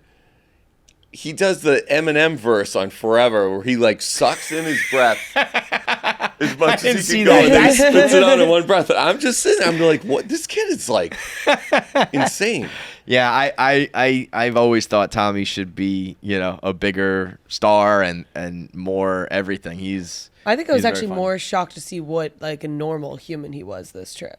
Yeah, you don't get the off-camera Tommy. Yeah. I mean, we had a whole discussion about it last podcast about like what's your online persona and your regular persona and what's a bit and what's real. And he was kind of like, these aren't bits. I'm trying to be funny, but like this is who I am. And it's this whole, what's real, what's not world. That's where you want to be as a content creator, though, where it's like, is that real? He also like thinks in terms of like what we're doing. Like there were so many times where we'd be joking or bullshitting or whatever, and he would like jokingly be like, "Wait a minute, where's the camera?" Yeah, he knows. Dante, record this. Dante, yeah. repeat that for me. He's a little like producer style. Like, you know what it is? He's got like survivor brain at all times. He's thinking the angles, who's against me, who's with me, what's on the camera, what's not. It's always a game of survivor every day of his life. So this is back to tying my original point before I went on, so it's like sucking him off. We're sitting around before we go out to dinner the last night, and fucking Chuck is like, "Hey, Dante, I got an interesting DM." I'm like, "Oh boy, here we go." Chuck is Gaz Jr., bro. Gaz it 2.0. Is scary. He comes from the Gaz school, and it's like, yeah, I can tell why. Scary. Not just like, but his cadence, the mannerisms. It's like I'm fucking there with Gaz. It's scary.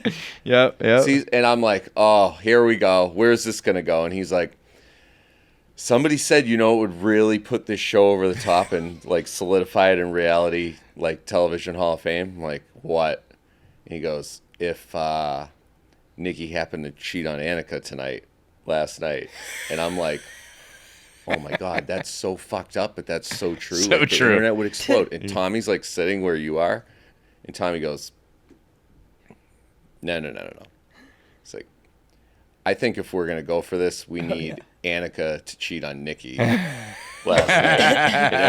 And Annika's like sitting there, and she's like, oh my God, can you imagine?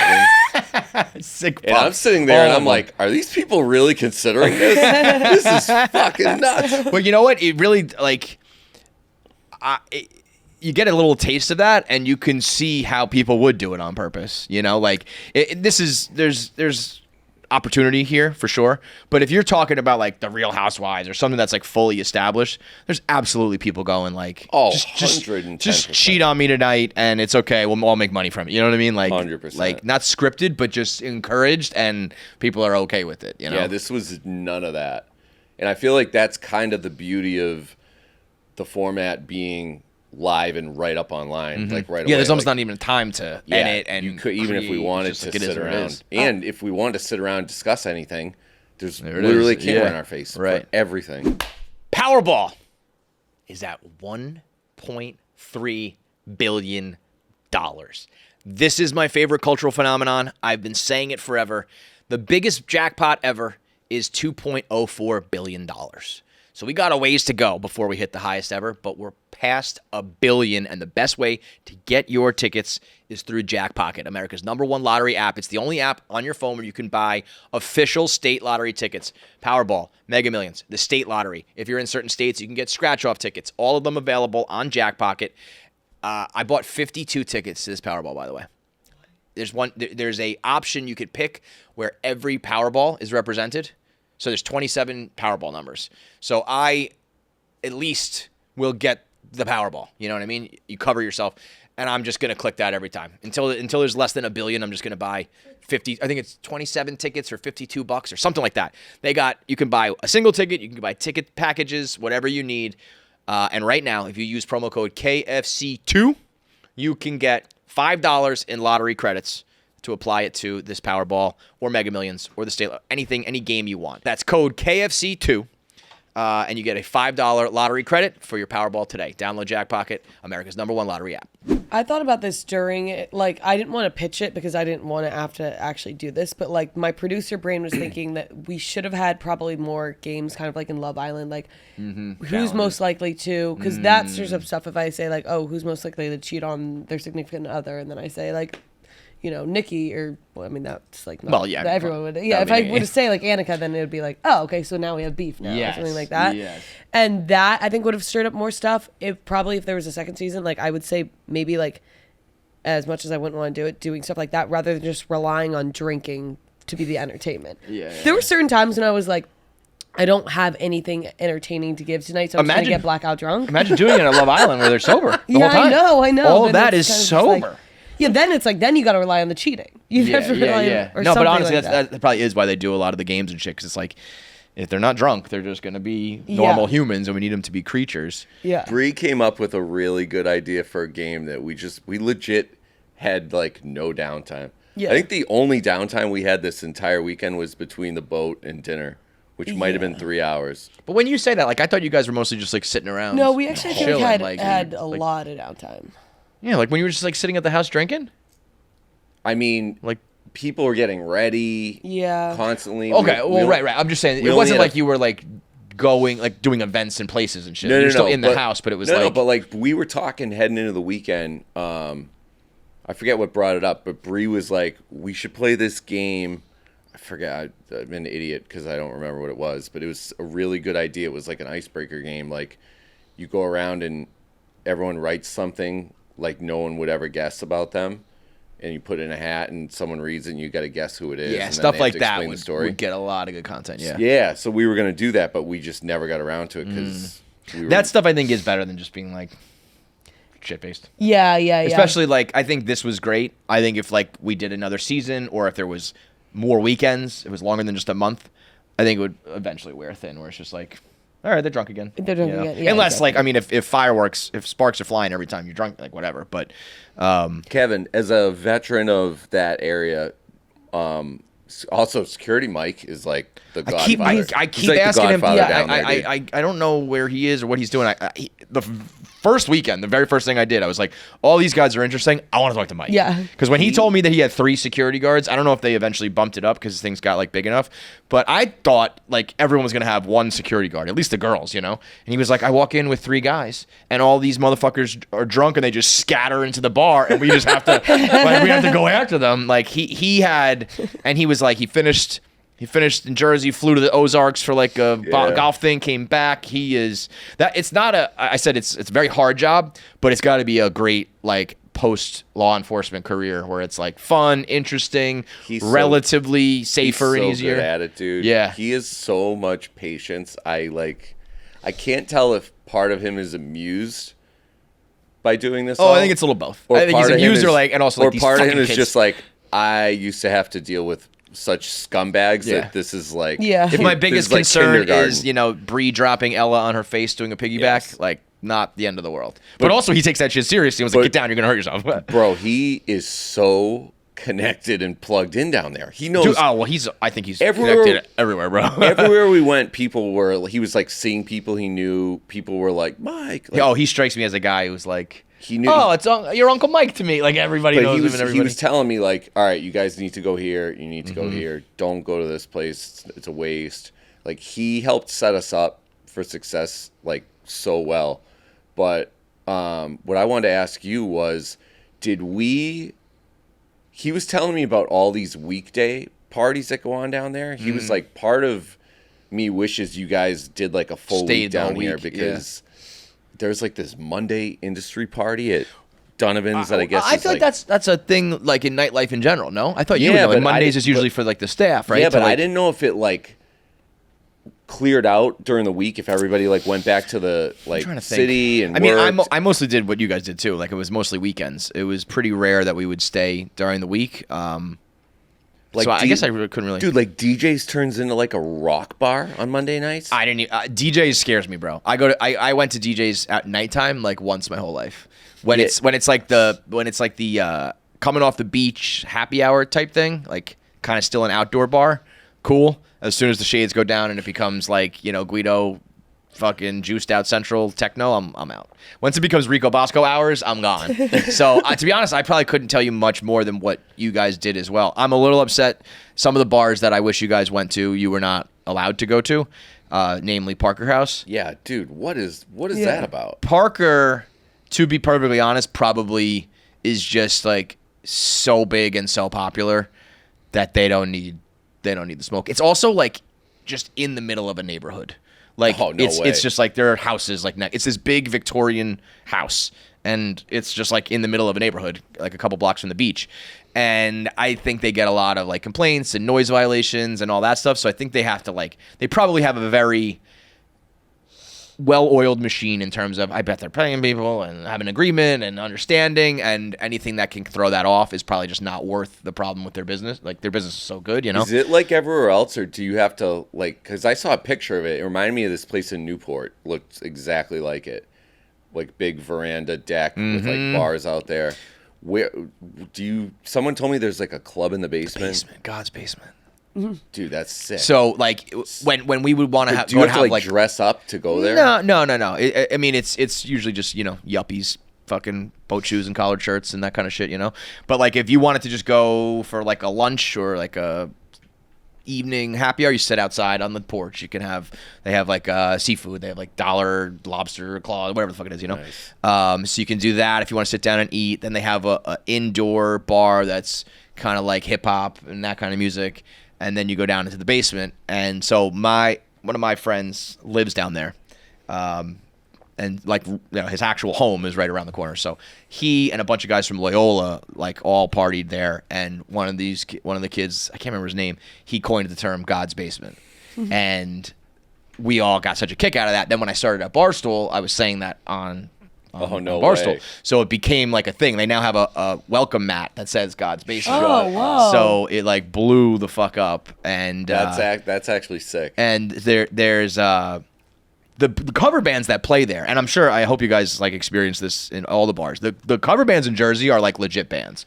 They're like wedding band type material, where they're not just like some schmucks like in the garage playing together. They're real. Also, a conversation Mike and I had about that. I love how every bar doesn't just, I mean, obviously this isn't for every single one, but almost every bar we went to wasn't just a straight DJ. They were like the live music's awesome. DJ live. Osprey, the Boom Boom Room in Osprey. Did they even call it? Did you guys talk about that? I don't know. Like Osprey has like the band room and the Boom Boom Room. The Boom Boom Room is like fucking you know, awesome, a club, man. You know. And it's, I don't know how like physically the buildings work, but it's like you walk in, you hear that music. You walk in there, you hear that music. It's like you're in a different world. I like that there's like multiple bars within one bar. Like there's multiple. Yes. Like Yeah, that's Parker House is really good like that. You feel like you're in a different place. That's what I loved about Bar A.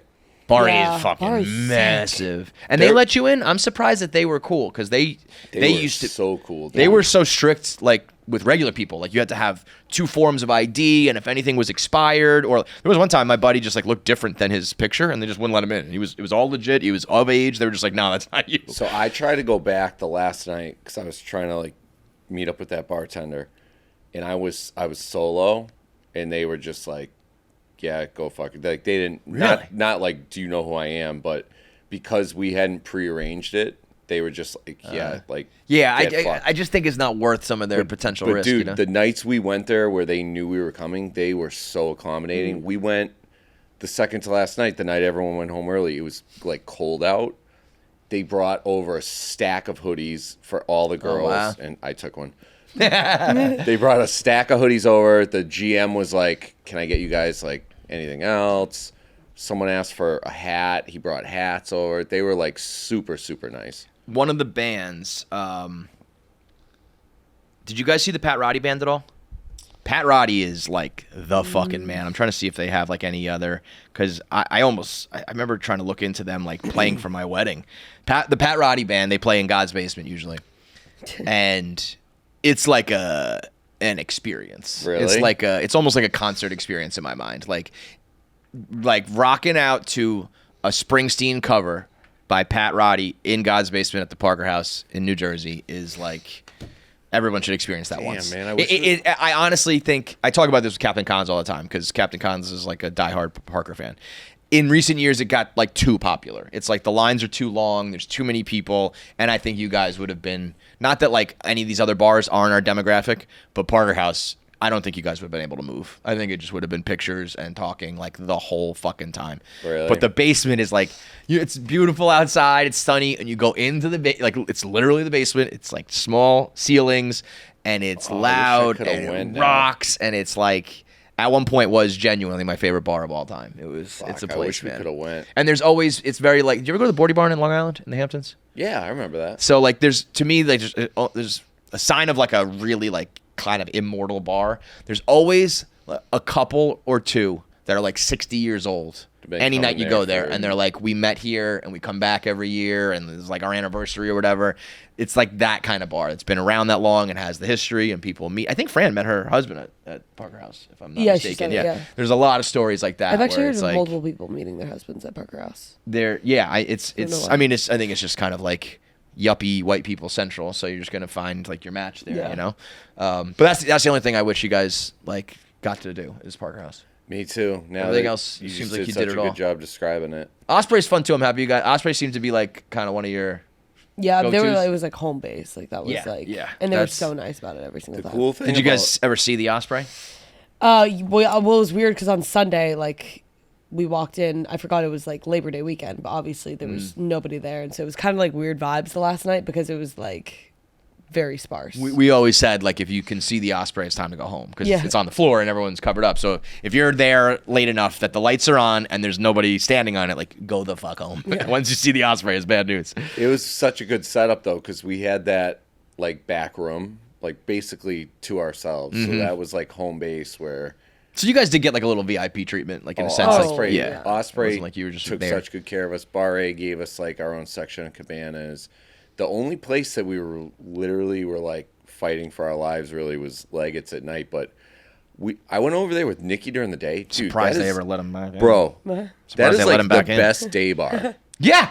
The best day bar. Yeah. That patio is so sick. Are you just trying to kiss up to them now? And talking shit, and bro. even the inside during the day. Great bar. I don't know if they still have it, but there was a buffalo chicken cheesesteak. Used to walk off the beach, get a buffalo chicken cheesesteak with some Ruffles chips. Oh my god. Oh my god, I'm gonna miss the food so much. Yeah, it's good. Did you go? I also loved a lot of the bars around, a lot of the restaurants around there are BYOB, which I'm always a big fan of. It's hard to get a liquor license in Jersey, Did not so know we would that. just roll in with like a cooler full of bottles of wine, and everybody pops their Really? own, and then the bill's like $40 at the end of the night because I did everyone's not just know that. yeah, it's great. We were saying because I kind of told you this, but like me, Tommy, Oona recorded yesterday, whatever. But Tommy was saying like it's gonna be so weird now, going to a bar. Not Without a being recorded, camera and like without a camera, You're and, just a like, regular person again. having to like wait in line, like all that. They really like rolled out the. red What was up? carpet for us everywhere. I wish Tommy was here. Was there really some Tommy Ellis shit going on, or was that for cameras? No, it was real. Yeah, it Yeah? was real. It was I mean, I think. How did that end up? I Tommy's end, she ended up kind of like getting freaked out. I think with all the pressure on it. But I think that I didn't really realize until yesterday, until he was sitting down here, he like really liked her. So I didn't know that. I thought it was. If I had to guess, I would have thought it was maybe the other way around. Tommy was more into her than she was into him. Tommy is more into her than she's into him. Interesting. Yeah. I think if they weren't on camera, it would have definitely went smooth and they would have hooked up. Yeah. Yeah. And I you think if they you were hooked up with that somewhere- chick that one night that was like in the mix. Yeah. What were you doing? When you were just like watching something on your laptop. No, I was trying to finish the song. The L song that that I made. I saw that. I was like, "What are you doing, dude?" No, I had to get it out because That was awesome, by the way. I had to get that it was out. fucking I dope. had to get it done for Spotify. Oh, it was so good. Yeah. I didn't want to whiff and put it out in 2 weeks. Yeah. Smart man. Yeah. Was that weird for you? I don't know if the whole thing. I do not think I could. My nightmare is people watching me, like in a romantic setting. You know what I mean? Even like Could not agree more. Nicky was funny because he was so, you could tell that he was putting like all of his self-worth into like, does he have game and is he smooth and is he fucking? So there's that element of it where if people are watching you like try to be smooth and you suck at it, that's embarrassing. But also, I wouldn't want people watching me be successful at it. Like I don't want people seeing that at all, and I definitely don't want people watching me like kiss at a bar or something. I don't know how you guys do that. It's unbelievable. Could not agree more. Like that's my nightmare. Could not agree more. And it was Maybe if I was sold younger. her. Huh? I said I'm a soul. Yeah, that's like all I fucking did. So Maybe if I was younger, maybe if I grew up more, like the internet has been like so a part of like since you were born. I don't know. To me, I was just like hats off because I don't know if I could do that. it made me want to crawl into a hole and like die like the After next the fact? morning when I would just Yeah. and like I also didn't realize because I wouldn't really look at clips. I didn't realize I started looking at them yesterday. Like I thought that there was like 2 clips of me kissing on camera. It's all of them. It's all of the clips. I do feel like you kind of got painted like they were just like that's the story. That's the Yeah, angle. They're not going to show Jackie doing basically anything else. Yeah. Because they want Janny. So it's like you could be doing this solo or playing a game or dancing or hanging with the girls or whatever it is. They're like, we'll wait for the Janny content. You know? I will say like my only regret is that I don't think that I like did anything else like or I think off camera like I was hanging out but I also like I don't think you could have regret done it. anything differently there. Yeah, like and I feel like you could have. Dude, you had the rope swing of the month.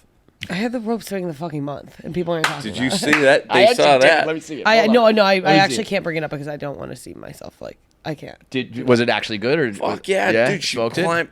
There was these little like Tarzan kids like whipping themselves off it, and then all of a sudden Bree and Jackie go up there and like put these kids in a body bag. Jackie, you released so high, I was like, holy shit! It reminded me of Maddie at Camp Barstool getting blasted off the blob. It's just like It's if you it's want to so find a hard, moment, yeah. you can. That's my Yeah. only problem with the format is like it's just impossible. Yeah. But yeah, when you're like the couple, that's your angle. Yeah, you're yeah, the yeah. old guy. They're the couple. They're the party animals. There's the beef, like all that sort of shit. But I did notice. I don't know if you paid attention, but right after the Love Island finale aired, Brian and Amaya broke up. Iris and Pepe broke up. Yeah. Pretty much signaling like this is almost contractual. Like Yeah. you cannot break up until this season is over.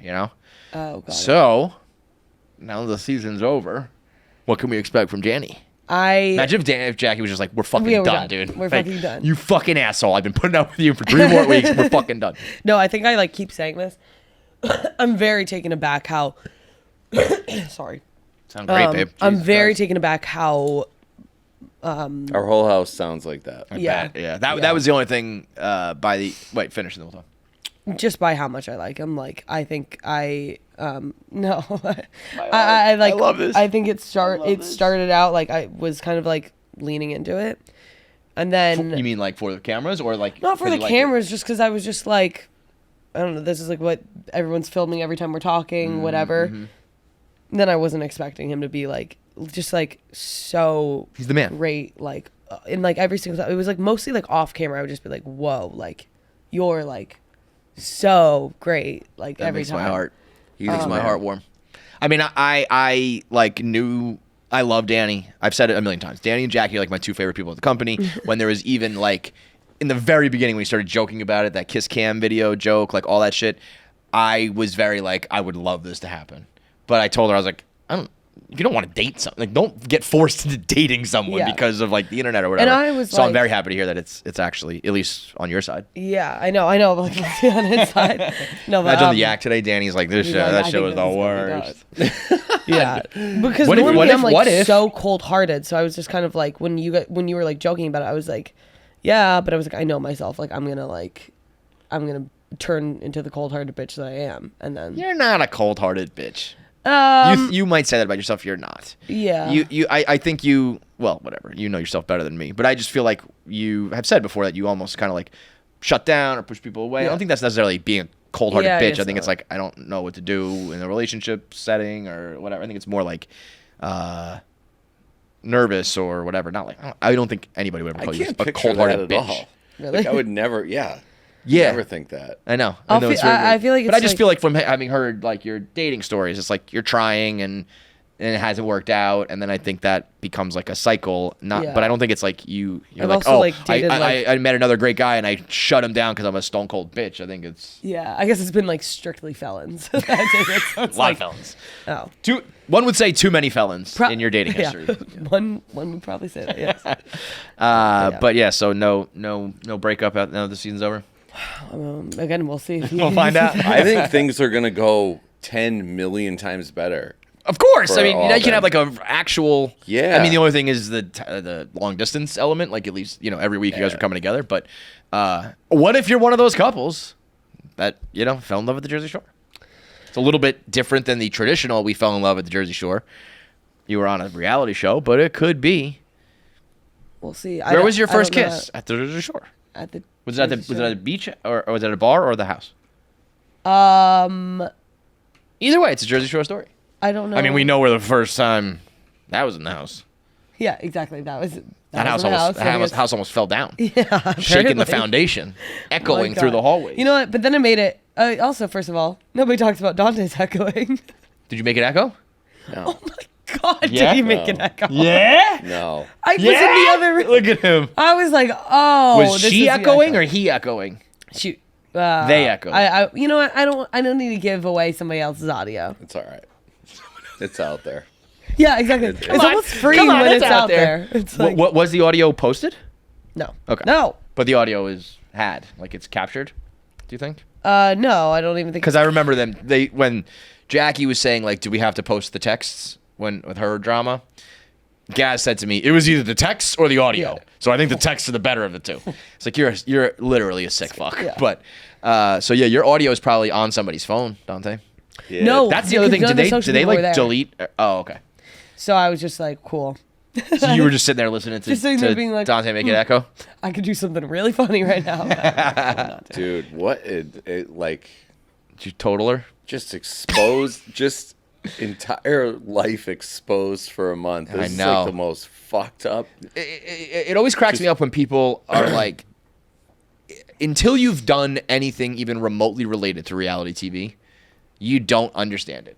So No. when people are like, why are you crying? Like, you're supposed to be there for fun. Or like, oh, you could win money at this. Why don't, like, until you've had your life on blast, you don't fucking get it. So shut the fuck up. The best storyline, I think, of the whole thing was just Dante not realizing that he was on a reality show the entire time. I mean, the final night of the final week, you're like, they're filming us, right?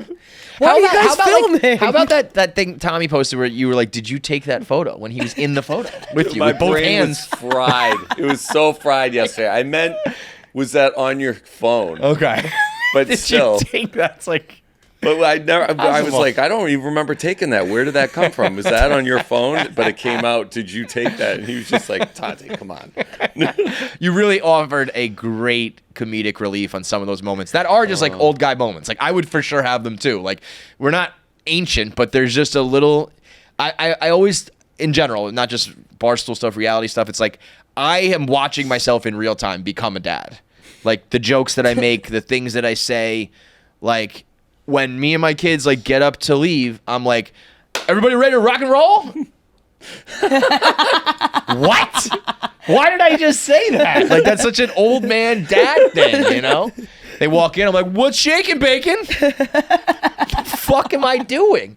But it just like happens. So I can imagine being like 40 in a beach house, being very different than I was at 25, having questions, doing weird things, Dude, just it was tough. yeah, and you had nobody. Bro, like I nobody was had- even close to your age, right? I showed such restraint with the music selections. Oh, I can't even that imagine. were going on. I can't even all imagine. we like.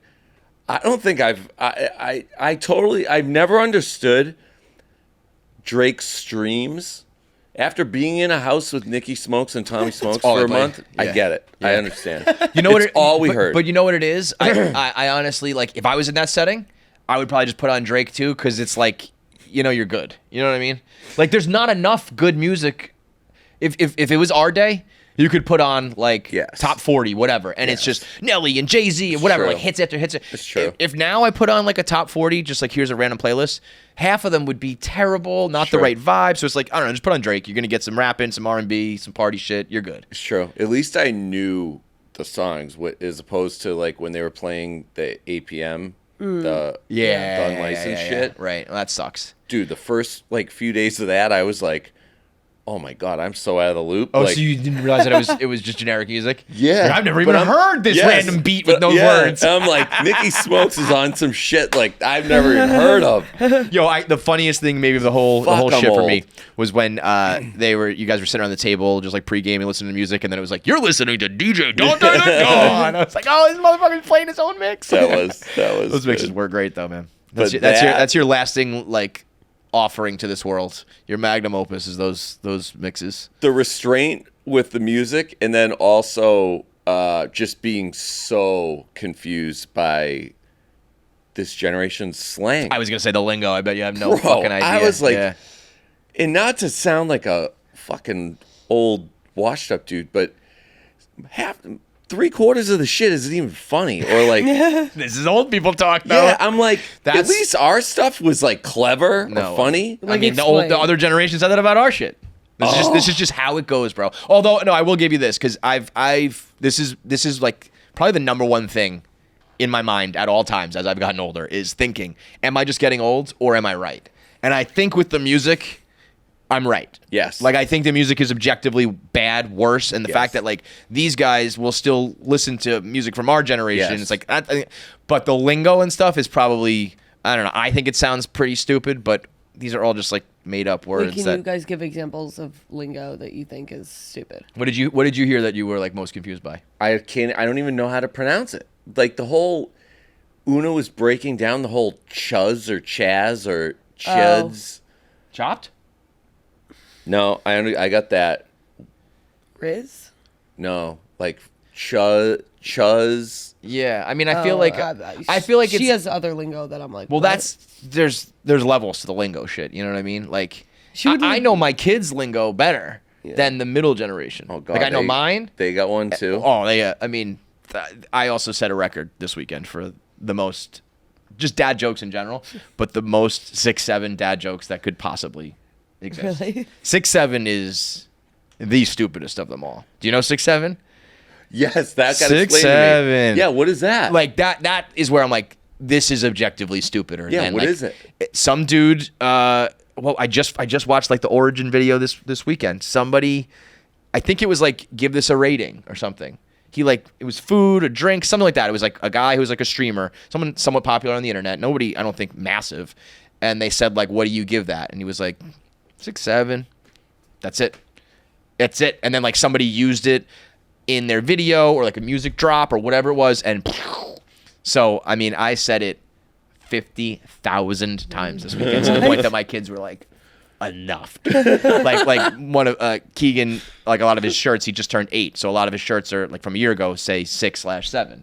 So we're getting ready to go. Like I throw him the shirt. I'm like, what size is that? And Shay knew exactly what I was doing. She looks at me. She's like, Keegan's like 6-7. I was like 6-7. Like I mean, I did it 100 times. That's I know that better than I know like probably what Oona and them are saying. Oona would legitimately say, she'd be like, "Oh, he's aura farming, bro." I was Yeah. Who the fuck are you, dude? Yeah, some of that it's that's when you really feel like you're oldest, where it's like if I were to sit down, I would think in my perception, I could sit down at any table of people drinking and eating and talking and laughing and joking and fit in. And I would sit down with them and I don't know the music and I don't know what you're saying and I don't know why you're laughing. It's like, no, that shit passes you quick. But I'd rather be dude. this than like knowing it. Yeah. Like if you were running around being like, yo, that dude's not even 6'7", he's chuz. I'd be like, you are a fucking loser, dude, you know? Agreed. But you're right. It happened quick. That's when I know, like, as I aged at Barstool, it's like, especially being at Barstool, like, I am way more in touch than my friends are. If you're not on the internet, like, you don't even know 6'7", Riz, Right. Aura Farm. You never seen these words. So I am, like, still more plugged in than the average, like, 40-year-old with kids, you know? But when that started to go, I was like, it made me realize, I was like, oh, you really have, like, a prime when it comes to making content. It's like sports. It's longer, and you're not like going to be like, you don't have to retire. But it's like, I really can't reach like the 18 to 24 market the way that I would like to, or, I can, but they're never going to be like, oh, he's like one of us. Right. Because I was playing video games with Keegan, and he did something cool, and I was like, oh, that's dope. And then he just started using dope like totally wrong, like it put it every which way. But I was like, yeah, he's never even heard. I'm gonna start saying like fat and the bomb. Get my kid. That probably will come back around. Remember that? Fat was ridiculous, dude. That's fat. Yeah, it was. Yeah. Fat Farm? You ever wear Fat Farm? Some ridiculous. No, I did not. Oh my God, I wish I still had my old wardrobe. I would love to do like a video of like, get ready with me 2003, and I'm just wearing like Sean John, That was like, I feel like how you dressed this whole time. Nietzsche was actually nice. What else was there? Echo. What was the one with the rhino logo? Echo. Echo, It was Echo. yes, Yeah, yeah, Echo. yeah. And then there was the Mecca and Fubu I wouldn't touch. It's like Fubu is literally like in the name, not for us. Yes. And then Mecca, I was just like, I don't know what's going on there. I'm not wearing something that says Mecca though. I know that. It's 2002. I'm not wearing something that says Mecca right now. That was that time, man. I dressed like so fucking ridiculous. I always like think my parents must have just been like, I know. okay, he's wearing like, a gigantic pair of pants with like a bucket hat and like, well, what? I had like shirts with rubber, like the rubber logos, Sean John, that would come off the shirt. Like, Same. Oh my God. Was your choice to wear the early Barstool shirts? Like, is that your style, or is that Were those new? No. Those but- are original? Yeah, dude. Yeah. Were they unworn? Yeah, but Oh, I'm basically like I just Because had. that looked crisp, like the colors and the black were yeah, I like. had. So you just kept those all these years? I had them in storage, and I was like, That was a move. Finally, break these out for something. Like, John speculated that you had new ones printed. They looked so fresh. So did Fasoli. Yeah. The two psycho. No, but I mean, I see I don't know. Fasoli at It makes Camp more. Barst- It almost makes more sense than like you had a perfectly preserved one ready, like in the tuck. Yeah, no, I have so much of that stuff from like when we were on tour. It was just too much to wear, and Can I just get some of socked that? it away. I'm weird with like sentimental shit, so I was like, someday I'll look back on this and be like, Yeah. oh, I remember this from. No, so-and-so. I wish I had more of that stuff, specifically merch from like back in the day. But yeah, I roll into Wisconsin, and first thing Fasoli says to me, he's like, I had an old Goodell sweatshirt on, hoodie that we sold for like a minute in the store, and he's like, where are you getting all this? Of course, Fasoli was Vintage, like, yeah, like, how do I get it? Yeah. And I'm like, what do you mean? He's like, where are you getting it all? I'm like, I have it all. And he's like, I know, but did you like have them remade? They look brand new. I'm like, no, I just have never worn them. And I could just tell the look in his eyes. He's skeptical. Like, you're full of shit. I'm like, are you that fucking like psychotic about everything Barstool? But then of course John just has to think like, no, Dante's not rational. No, yeah, the John Dante. We need a Jante show. I'm kind of sad. I'm not gonna lie. I'm kind of sad that he's not here. I today. know it would be good. It would have been good because he would call you out on absolutely. He doesn't give you an inch, bro. Oh no! You could say anything. No chance at all. He texted me something complimentary. It was either last weekend or this past weekend. Yeah, he was like, Dante's like my number one. Like I watch for him and only him. I was like, yeah, okay. Like I wouldn't believe that either. I was like, I don't even want to respond to this because I'm walking into a trap or something. But that shirt though, that's fire, man. That's like a relic. He would have been. I was begging him to come for just one night. I wish I had known Gaz. when she did the wedding. We would have been. That wedding would have been perfect for us to go down. Oh, how did you not tell them? I didn't know. I didn't know It until didn't like 20 materialize minutes until it was like that day. Would you know? have seriously? Yes. Dude, that would have. I would have walked her down the aisle. You kidding me? before. Yeah. Oh, I actually initially I was thinking I would have loved to do it, but then I saw it was JWoww and I was like, all right, that's I know, better. isn't than that nuts? I told her like because they didn't watch Jersey Shore. I was like doing one of those fake frat sorority weddings at the Jersey Shore and being married by JWoww is like getting to play one-on-one with Michael Jordan. It's like you did something that like the world will like love forever. Insane. Just the fact that JWoww, I said her like Instagram story like in the morning was at like her son's soccer game, and in the afternoon she's marrying these guys at a fucking beach house. That's what so I awesome. That's what I said to her and her boyfriend. I was like, the fact you guys came this far for this, like you're the best people. Where'd ever. they come from? Like an hour and a half away. Wow. He was that gigantic guy in that Yeah, clip. He's stud. huge. Stud. Huge. I didn't bro. realize till after he's a wrestler. Of some that sort. checks out. That checks out. But yeah, they were super nice. They're the so best. cool, bro. They're the best, man.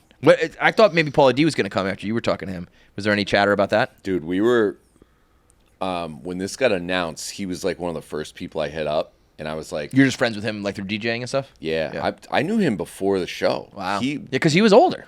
We used to go to this club in Providence. Oh, right, because he's Called- Providence, so he was like called a... Hell. The When club we were is like hell. 14 years old, dude. Oh, so you like knew him as a kid. Providence gave no fucks. Like, So you grew up there? no, we would drive there Got because it. they didn't give a shit. Like, you Got could it. show a like, Library card you're getting in? yeah, like a library card, and they would be like, okay, come drink. Like the mob ran everything. Mm-hmm. So we were going down there, and he would DJ at this place, and he's really good friends with my friend Vinny. And yeah, I knew him like through the DJ circle before he was like Jersey Shore Pauly D. But when the show got announced, I was like, oh, this is gonna be great. Like, he's got a residency, Jersey Shore. He'll definitely be there one of those weekends. We'll go there and like hang out like by Yeah, that stage would've or been whatever, great. rip it up. And this was like the first time in like 7 years he didn't have a show the entire month of August or Labor Day weekend. This was like, oh man. But he should just come that kick it, sucked. just hang out, you know? I know. I was really hoping the Love Island guys were going to come too. I know. They were so into it, but they just have like too many hoops to jump through with Peacock. But they were like, that was, I think, the first weekend, maybe second weekend. Yeah, they were But gonna come in the second. They like asked. I was to come. like, these three guys are gonna roll in, and this show is gonna fucking explode even more than it already is, and they So just like what- weren't allowed to. Like, all right, I was completely out of the loop on that whole show. I heard about it too late. I didn't want to go back and like what. It's a what phenomenon. Was, yeah. What? I Because mean, I'll tell you know- why. Like it's a good reality show when it comes terms to like sex and breakups and fighting, but it's every single night. How? Like, It's how are five. they? It's five full nights a week, and then the sixth night is like a recap show, and they get one night off, and it's like For in how real long? time. 40 episodes. Yeah. So it's probably like I six. think If you make it 6 the whole way, you're on it weeks. for like 6 weeks. But it's like a nightly.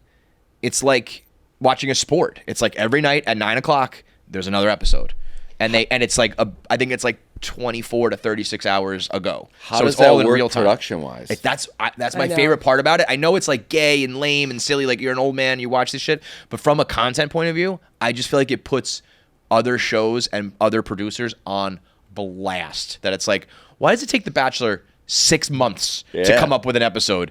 They did it in 24 hours. That's crazy. They cobble them together with the challenges and the confessionals and the sex and the fights and like all that shit. and it's in like real time. And it's in real time. So the craziest thing about it is you don't have your phone, obviously, on these shows, right? So you get voted off, you leave, whatever. You walk out to fame. Like, you walk out, you have 2 million followers. Yeah. You went in with 50,000. You went in with like 0. You were nobody. And you come out like one of the most famous people in America. Wow. And you're not an athlete or an entertainer or something where I'm sure if you get on Love Island, you have, these guys even had people running their socials and shit, so they knew. But like probably as soon as like as early as 1 season ago, I feel like people just didn't even realize, you know? So to me, you know, yeah, it's like kind of trashy reality show and girly and guilty pleasure shit. But there's also a lot of like fascinating production, cultural, fame, all that stuff. Like there's a lot of stuff around I it. saw like Megan Thee Stallion was on an Yep. episode or Yeah. something. Yeah, they have like guests come and like host for the night and do a challenge and They do a really good job of the producers. I mean, it's like cutthroat, and I think like we'll look back on it and be like, it's not okay. But like anytime a storyline gets slightly boring, they do something like to it. And so it's, like, they have therapists on set. Like you have to go to mandated therapy like every day or some shit way. because it's like we're fucking, you know, you're not talking to your family. You have no connection to the outside world. You're falling in love, but then you're getting cheated on, and you're falling in love with a new person, and you know whatever. It's fucking crazy.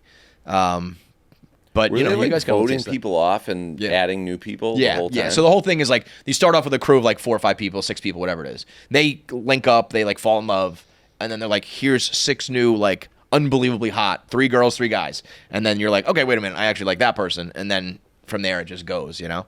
But that's why I think they kind of changed the game with like how much they put out, and then you guys like really changed the game with this idea of like actual real time, you know. It was pretty, I'm not going to lie, it was pretty cool walking into this just completely blind, having no clue. Like I was asking Chuck and Gaz ahead of time. Gaz was just like, talk to Chuck. So I was like, Chuck, what is like my friends are asking, like, how do we even watch this? I'm like, that the only problem, I think it's revolutionary and it's trailblazing and it's cool, but like I think there should have been a hybrid where there was also a episode that comes out, you know? So I was asking him, like, well, how is this gonna? And he was just like, just trust me, Joe. Just like, don't worry about it. Just trust me. So I walked into this completely clueless, and seeing they were so confident and committed to doing it, and seeing people eat it up and love it. Like I was like, I love when people take risks and Yeah, and it works. like that. Like I was like, that's I think so that, fucking I mean, badass. for better or worse, like I wish the world was a little more long form and attention span and all that, but it's just not. So like I almost feel like even podcasts are at a level where I think you should almost record a podcast for clips.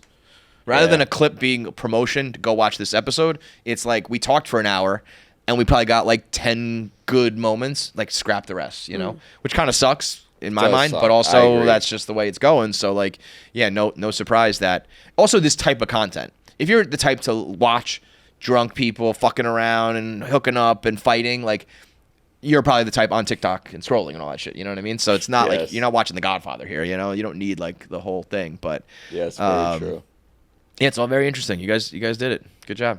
I'm always very appreciative. I always reached out to anybody who ever fought in Rough and Rowdy, anybody who ever did like the crazy reality stuff, like anything that. Well, now it's when we were like really on the come up, like and it was very reliant upon the OGs for content. When there would be something like Rough and Rowdy or those shows I'm talking about that I could or would never do, I always reached out to everybody like, thank you, and that was awesome because I would never get in a boxing ring for this company and you did, you know? And that's and I feel like the same way with this too. Like I would really never do this, wouldn't want to do this, but I'm happy that you guys did do it because I think it was very good for business, good for all your careers, all that shit. So thank you. Me too. Thanks, man. You got to run with it, man. You need a show called Unk. Yeah. There actually, no joke, there is a world where, like, I think you should, if you did something called, like, Unk, there's just, like, an Instagram series where it's just, like, I don't know the words. I don't know the lingo. There's a lot of people who would, like, be like, I don't know that lingo either. Be like I'm the gap. I'm bridging the gap between the old generation and the new generation to teach you guys. Well, I'm hoping Danny's, like, so smart when it comes to that stuff. Do you guys have a little, like, frenemy thing going on? No, he's the man. He always has been. Okay. He I feel like he busts your, like, you guys fuck with each other a lot. yeah, though. Yeah, but okay. it's like It's all, like, at the friendship, end, though. yeah. Okay. At the end of the day, I know he has my back, but he is very good at, like, delivering things to me or making things funny without being a dick about it or, like, Right. being, like, totally insulting. So Yeah, I feel sit like with him, pick I his feel brain, like I can, like- like, trust. Yeah. I feel like I can trust him. And that, maybe there's a Janny show, and Dante's like the third wheel. We did, dude, one of the funniest pictures. Did you see the picture of us on the boat the last day? Nah. Where I'm just completely oblivious. I'm sitting there like this, and Oh yeah. Danny and Jackie are in the middle, and Dev was on, she was like in my face the whole fucking month, and I was just so like giving her shit, and she's like sitting here filming, and I'm like, what are you filming? I'm not even doing anything. And she's just like trying not to laugh, and I'm like, you're obsessed with me. And she like zooms out, and Danny just looks at me. He's like, "Hey man, are you comfortable?" And I'm like, Oh, I "Yeah, get you're it, right. yeah. This is kind of weird." And then she like shows me this picture, and it's like those two like having a moment, like sitting with each other, and me with just my arm around them both. Basically, I was like, "God." What's the group photo thing? Oh, the first like week, I was like, guys, before we go out tonight, we should take like one group picture, and everyone's like, of course, old The man old guy wants a shit. picture, Old but then you man ended up wants taking a a group bunch? picture, blah blah blah. And then like the next weekend, I was like, guys, you know what would be great right now?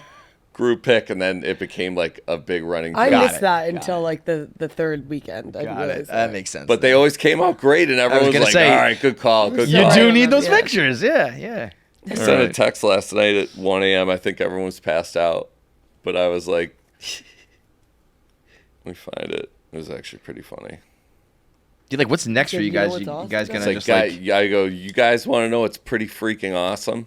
He waits No, an hour. no one responded. So I go, okay, don't worry, I'll tell you. Waits like 15 more minutes. Then. I go, seeing everybody post so many awesome group pictures. Jackie responded. it's funny. You got like a Jackie pity thumbs responded. up from Jackie. That was Well, good. you guys did it. You did it. Good job. Thanks. Survived. Thanks. You happy you did it? Very happy. Would you do it again? Absolutely. Really? Yeah. Yeah. You really would? Yeah. How much time would you need? Yeah, like if they between- said, actually, we're going to go 3 more weekends right now, would you be cool with that? Oh. Or would you need like a I little mean, I decompression would period? do it. I actually think like though my one goal, like kind of what I said, like I just want like not spiral, was like getting mentally tougher. Like I don't care as much about comments anymore, and I That's like good. that's the win. That's my biggest. You did takeaway. like immersion therapy. It was immersion therapy, and so like I actually think like if you said 1 more weekend, I could do 1 more weekend. If you said 2 more, maybe like 4 more weekends, I'd be like, Too much, yeah. but I would. Do it again. How was your family with all this? So supportive. Did your so sister sweet. watch? Yeah, sister watch. It was definitely like a really awkward conversation after the text thing. Sure. It was like that was uncomfortable. But Was there like a discussion with your parents about that, or was it kind of like a don't ask, don't tell? Like, it was just like a because they were trying to make sure I was okay because they Right. could tell that I was crying. I was putting myself in that. I think I would like text my daughter being like, just like, are you okay? Like, we don't need to talk about this, but like, are you Yeah. okay? It was also really sweet that you called me the next morning being like, hey, are you okay? Then you talked me off the ledge. But that was just awkward because they were just like trying to make sure I was okay without having to like talk about like actually like, talk about it. But they were really Imagine if Jackie was like, I'm fucking great, man. yeah. It was echoing. Yeah. Good, Dad. I had no. But yeah, anyways, they were good about it. Good. These girls are tough, man. I Yeah. can't. I think that's why I was like so. I felt so bad about the whole like Oona situations because when I like actually saw like how upset she was, I was like, oh, I didn't know like these girls like could Yeah. get upset. I feel like You guys put up with so much. everyone should shit. send Oona some love. Like if you're listening, like Dude, just what shoot her a nice Oona DM. did is like literally unprecedented. Yeah. To be at the company for like a month at this company at this stage in the game. I know. This big.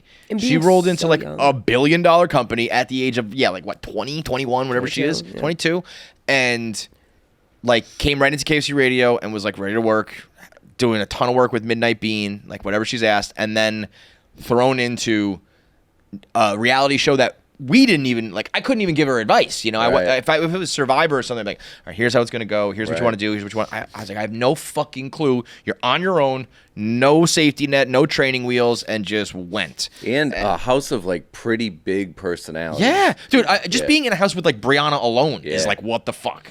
And then you have OGs and new people hooking up, people fighting. Chicago, New York. Everyone knows everyone except me. Like that's a hard situation to walk into, like just socially.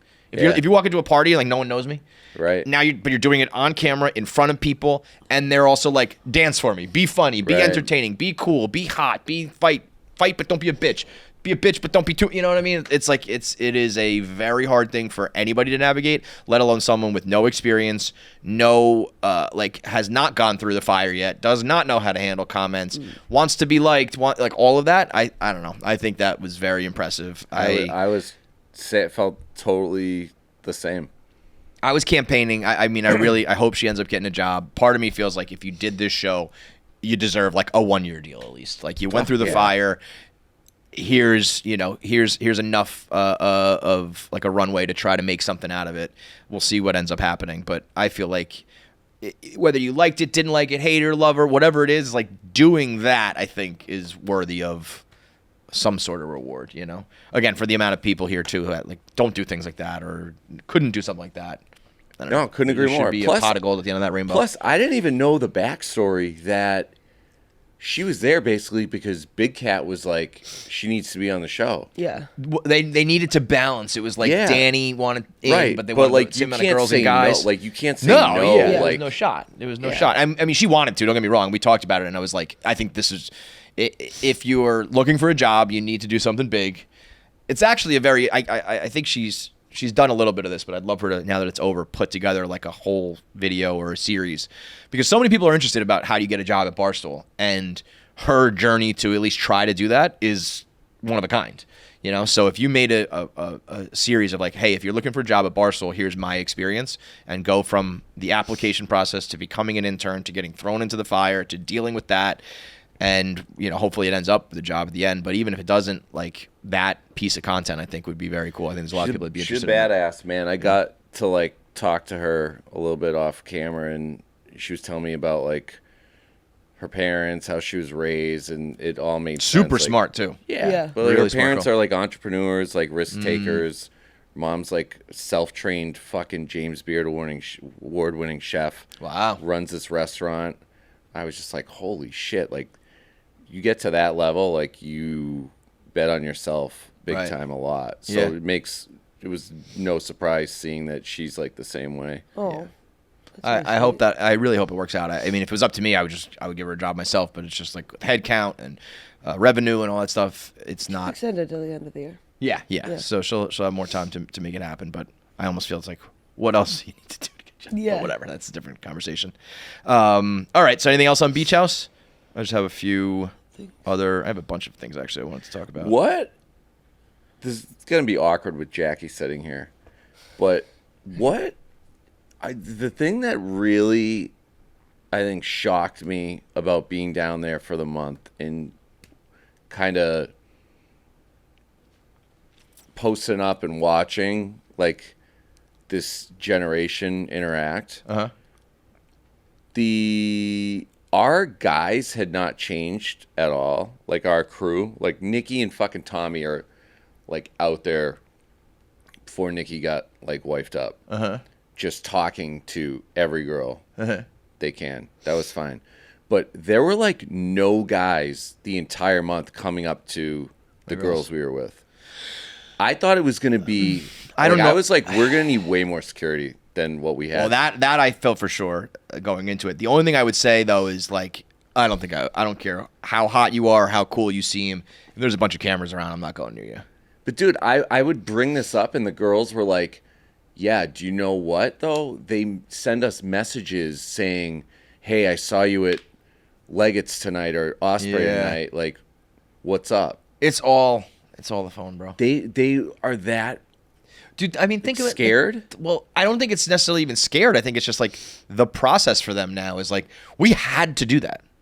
We had to do that. You had to like, you could maybe like find a girl on Facebook somehow, some way. That was even kind of weird, right? You had to meet somebody in person, get their number, then you can start talking and all that. But that initial like, I loved doing that. It made me scared. It made me nervous. I was embarrassed. I get depressed when I got shot down. But then when you even just get a number, you're happy. And then when you go home with someone, you're like, I'm the man, you know? Best feeling in the world. But then all of a sudden, apps of all kinds, literally dating apps, and then all these social media apps are just dating apps in disguise, you know? And so if you send out a message to 15 girls and 14 don't reply, but one does, like your job's done. And then you do that for years and years and years. I just think that's how they operate. I don't even know if it's, Jesus. I mean, I guess ultimately they all would be like scared to do it, but I think it's just like, that's not how we do things. Right. You know? But to me, I mean, I don't know. I think I'm happy to hear that Nicky and Tommy were still doing it, so it's still alive in some way. But like, that's why, you know, I would go out with my buddies to have fun. I wouldn't. Me and John always talk about the guys who are like, I have to get fucking pussy. I gotta get laid. Like those guys suck, right? The guys of the world. But then you go out with your guys. You don't like go out with that intent. But at least for like a little portion of the night, you'd be like, all right, I've drank enough. I'm having fun with my buddies. The game is over. Whatever. Me and you, let's go talk to those girls. You know, and it works. It doesn't work. Whatever. You come back. Like that was life. Right. 100%. And they just don't. I don't even know what are you guys doing at the bar if you're not trying to talk to new people and like. All that shit. It's like you might as well just stay at home. Stay with your crew at the house. It is true. It's not like the girls were flocking the guys.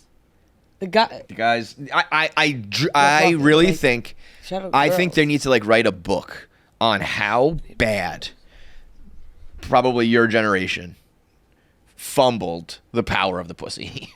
They gave it away on the apps. They gave it, like, you gave way too much power to the guys.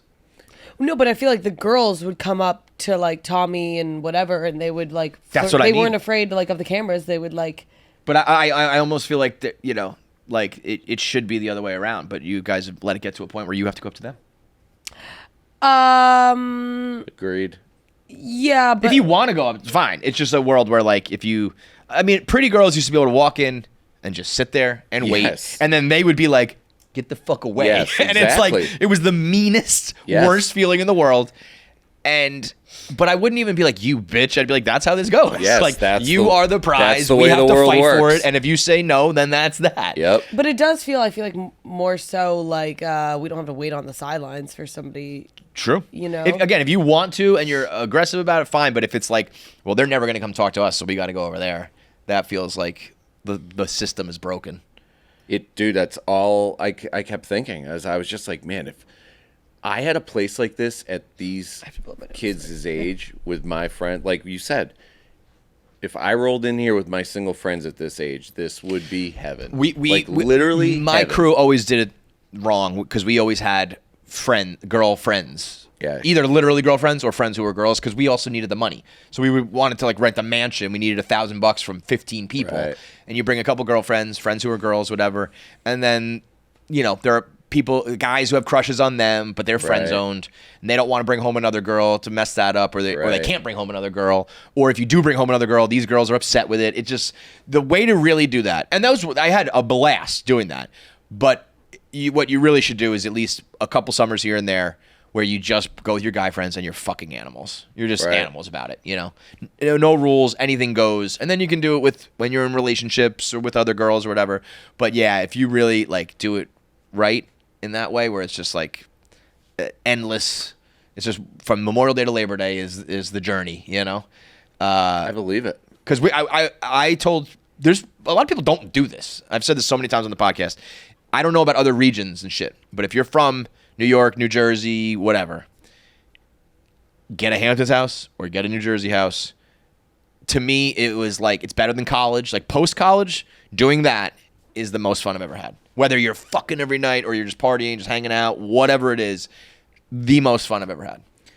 We had a great house, by the way, and we were situated next to, I would call them like trap houses. Yeah.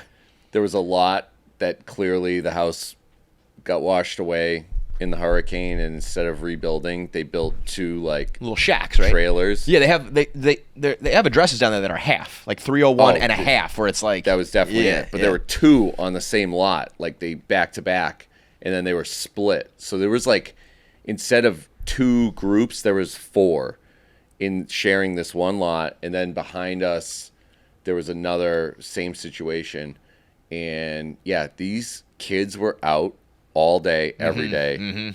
animals, beer dye, beer pong, Beer dye, Yeah. beer pong, Yeah. kegs, cooking Yeah. out. That's how like the ribs showed up on our. I don't know if you saw Yeah, that. yeah, yeah. The mystery ribs just We appeared. found the You did? guy the second to last day, the Ribbler they called him. That's funny. But yeah, I mean, I was just like, man, this has got to be. And Like- and people just do it every summer, all summer. Like, you know, Dude, I don't blame him. Memorial Day hits. Let's do it again. I mean, Did you guys get? I know that we talked about it a little bit. There was the one dude who I don't even want to mention his name or give him any credit because he was absolutely unbearable. But were there any locals that were like I used to get a lot of shit being a Benny. Like the locals from New Jersey would be like, "Fuck these New Yorkers who come down for the summer," and I was worried about you guys with cameras and the Barstool name and all that. what's Benny Means between. It's between Newark and NY, I think is like the phrase. So it's like people who live between Newark and I New York saw City that on who Twitter come and down. I had no clue what it meant. Yeah, they All call right. them Bennies. Fuck these fucking Bennies. And like my friends were like really from the Jersey Shore, so they would always give me a hard time, and I would argue like, "You need us. We fucking you take our money all summer, but no, we're not good enough for you." Right. Like, and it was kind of a fun thing, but there are people who take it like very seriously who are fucking losers. So I was wondering if you were gonna get a lot of locals who were No, like, "Get dude, the fuck we had out of Manus We had a Lawn." lot of like older couples, like back to your point, who would be like, we would go home with merch every night. Yeah. And like we'd wear it around, Kadick especially, and people would be like, "Oh, I love that bar. I met my wife there. Like we've been together, 25 years." There was a lot of that. Then there was a lot of people that were like older, and I think they gravitated towards me because I was close to their age, but they were like, what do you guys think? We're watching your show. And I was like, please don't. Like, we're watching your show. Like, what do you think about the area? Blah, blah, blah. And, rave about it. And they were like so happy that we appreciated it. And to me, it's like, when you show someone a movie that you've seen before, or you take them to a restaurant that you like, and you're like excited for them to experience it, that is to me what I felt like. I can't wait for you guys to see this, and I think that's what like well-adjusted normal people think. It's just the weirdos who are like, I'm from Manasquan and you're not, so like you're not allowed. It's like okay. Also, Okay, our neighbors seriously looked like they were like doing some kind of Pauly D like dress up party every single time. Like we couldn't tell if it was like a were dress they up. kids? Or they? They're like probably like a little younger. But yeah, I mean, like, they were just like they had a they just had a share house. It was so insane. They looked so Jersey Shore. I was like, oh, Hell yeah. this is. it was great. I do like that you do get a little taste of that. Like it's nice and it's a hidden little gem, but also you will run into Jersey. Yeah. I have a question for you. I'm so glad I remembered. Who are the Jenkinsons? Like the people? Dude, I don't know. I mean, I they just know Jenks, but are they like the original settlers? Like they own I've never thought about that. Everything. I mean, the Jenkinson family in New Jersey might be like Rockefeller. Dude, yeah, that boardwalk is at Jenkinson Aquarium, Jenkinson Amusements. It's like I don't think every single thing on that boardwalk they own. I've never thought about that. The history of Jenkinson's boardwalk. I kept asking Mike, you know everything about this area. You don't know anything about this family? He's like, all I know. Here you go. In He's the like, early 1900s, Charles Jenkinson opened soda fountains in Asbury Park and Ocean Grove. And Point Pleasant, blah, blah, blah. Yeah, it sounds like it just started out as like a little, get a drink, get some food, and spiraled from there. Wow. That's crazy. He said Mike's like, the only thing I know about him is the only thing that they don't own is Martell's, and they've been trying for like 50 years to take it over. Can't get and it? Martell's won't give it to him. That place was awesome, by the way. There's so many good spots, man. We had such a good time. That was another reason that we walked in the day we threw the day party, and I saw they had this sign. They do like country nights on Wednesday nights or something. Okay. Legit, like big country names. Go through They there. bring in like Wow. Chase Rice is on there. Yeah, He's yeah, coming yeah. in a few weeks, and I was like, oh man, I bet you the weekdays are like pretty good down I mean, here. and you think about Springsteen used to play at the Stone Pony. Like, I know, it's like wild. the next star is probably doing cover shit right now, and like you never know who it's gonna be. But it's a awesome spot. I mean, again, I don't want too many people to know. It's like keep it quiet. Keep it quiet. Let's do some other non-beach house stuff before we go. I got a bunch of shit. I don't know if we'll get through all of it, but have you seen? You guys, I'm sure you haven't seen it. The Netflix documentary that's out right now called Unknown Number. Oh, this is what. Bree texted us last night to watch it. Bro. I made it halfway through. I'll tell you what I got to.